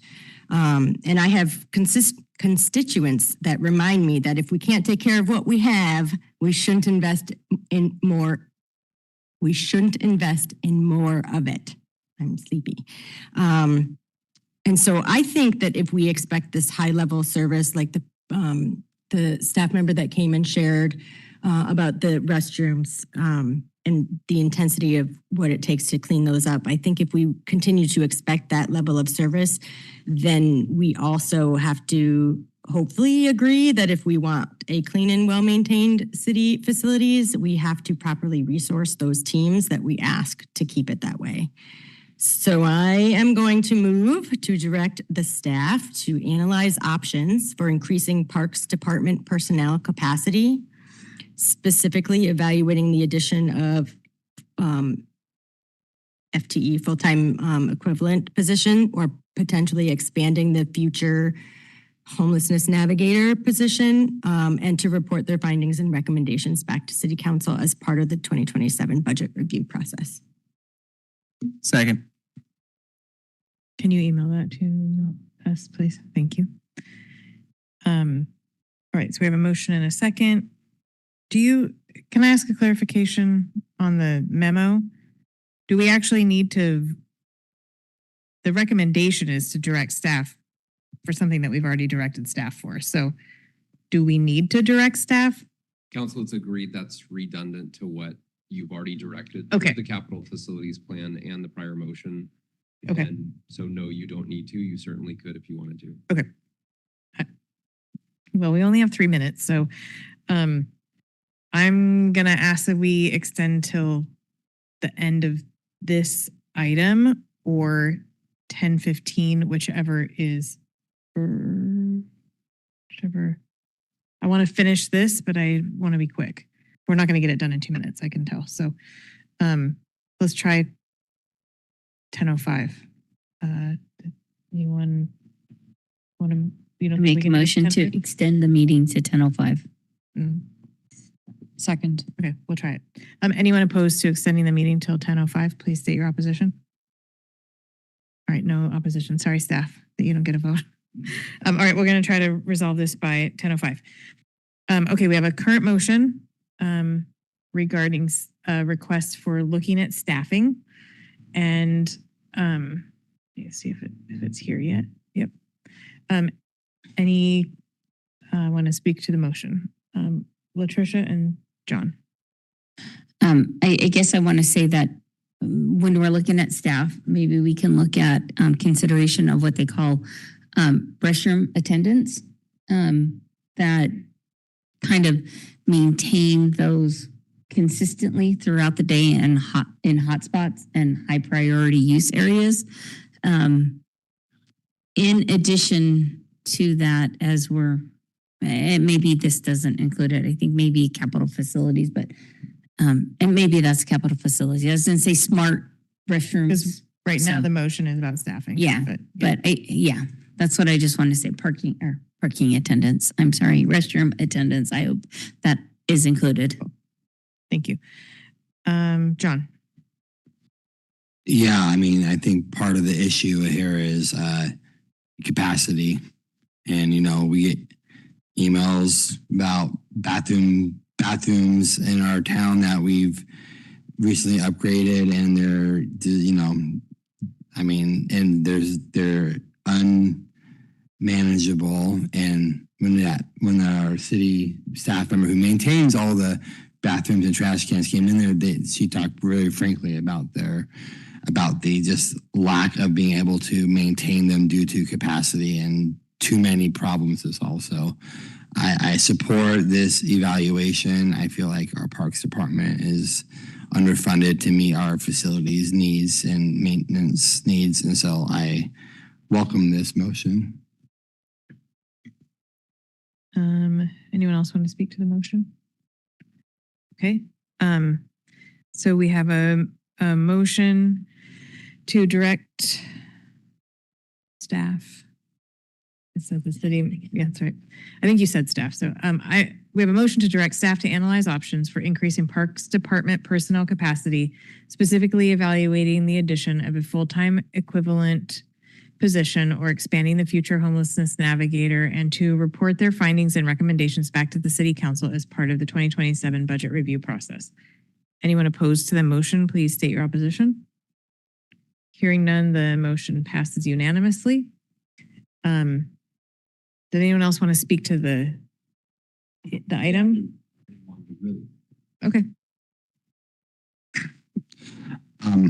Part of the bathroom thing, I watched the Parks Commission meeting that happened last month, and Corey, Director Delicat, and use proper verbiage here, he talked about the chronic issues with having to uninstall the toilets to get debris out of them, and how that took lots of man hours and made the bathrooms inoperable at some times. And one of the members on the commission mentioned looking into the feasibility of industrial toilet grinders to help those toilets not be plugged. It would take care of things that get shoved in there. And he said that they do them in other cities, maybe bigger than ours, but I feel like that's something to look at. And maybe the Parks Commission can, but I found that to be an interesting idea to take, to limit manpower and time we spent on uninstalling toilets and bathrooms. So I just want to put that out there as an idea, and maybe that's something they can explore more at that commission. Thank you. I'm going to go to anyone else. See, you started, Amy. So, started. You did. Okay, we'll go to Amy, and then anyone else wish to speak. I just wanted to say out loud, if you haven't read the memos, I think for folks who might hear, oh, let's look at hiring more city staff, and hear like the chalkboard screech after we say that. I think it's really important to read this memo. It really highlights that they've been at 1.3 staff members since 1991. Right. And since then we have added 18 pretty big park facilities. So I would just recommend reading that before yelling at us about looking at new staff. All right. I was going to jump in really quickly, and then I can go to you, back to you, Latricia. I just wanted to address the Edith Hook restroom, and I know the context in which this was brought back to us was the conversation around having restrooms available for people who can't go home and use the restroom. And I think the Edith Hook restroom is probably close to a failure point, and it is, so while it's not necessarily serving the population that brought it to this agenda, or the conversation around the services that we're providing, I think we can address it, I guess, when we get to CFP, but I think we need a bathroom out there for lots of reasons. And so I think it needs to stay on the list, even if it's not centrally located. So I'll go back to you so you can respond and whatever else you want to say. And we have I have a minute. 30 seconds. So I just want to say, I think that we need to do, again, something similar with what we're doing with the trash can, looking at how we're approaching bathrooms, and that we need to think of it as a public health issue and not just a service that we're providing, and reframe it and look at new innovative technologies that help to service the bathrooms better than just coming once a day or twice a day, once at the beginning, once at the end. So I think that maybe that's a capital facilities transfer discussion in the future. to reframe the discussion. Thank you. Thank you all for being with us this evening. Thanks to everyone who has already gone home, understandably, and for those who are still with us online. We are adjourned. We do have a work session next Tuesday, yes, on CFP from 5 to 7. No public comment, but public is welcome. And Mayor, we will be adding the fleet presentation correct tonight to that. Fleet presentation will be added to that as we discussed earlier. Thank you all very much. Have a good night.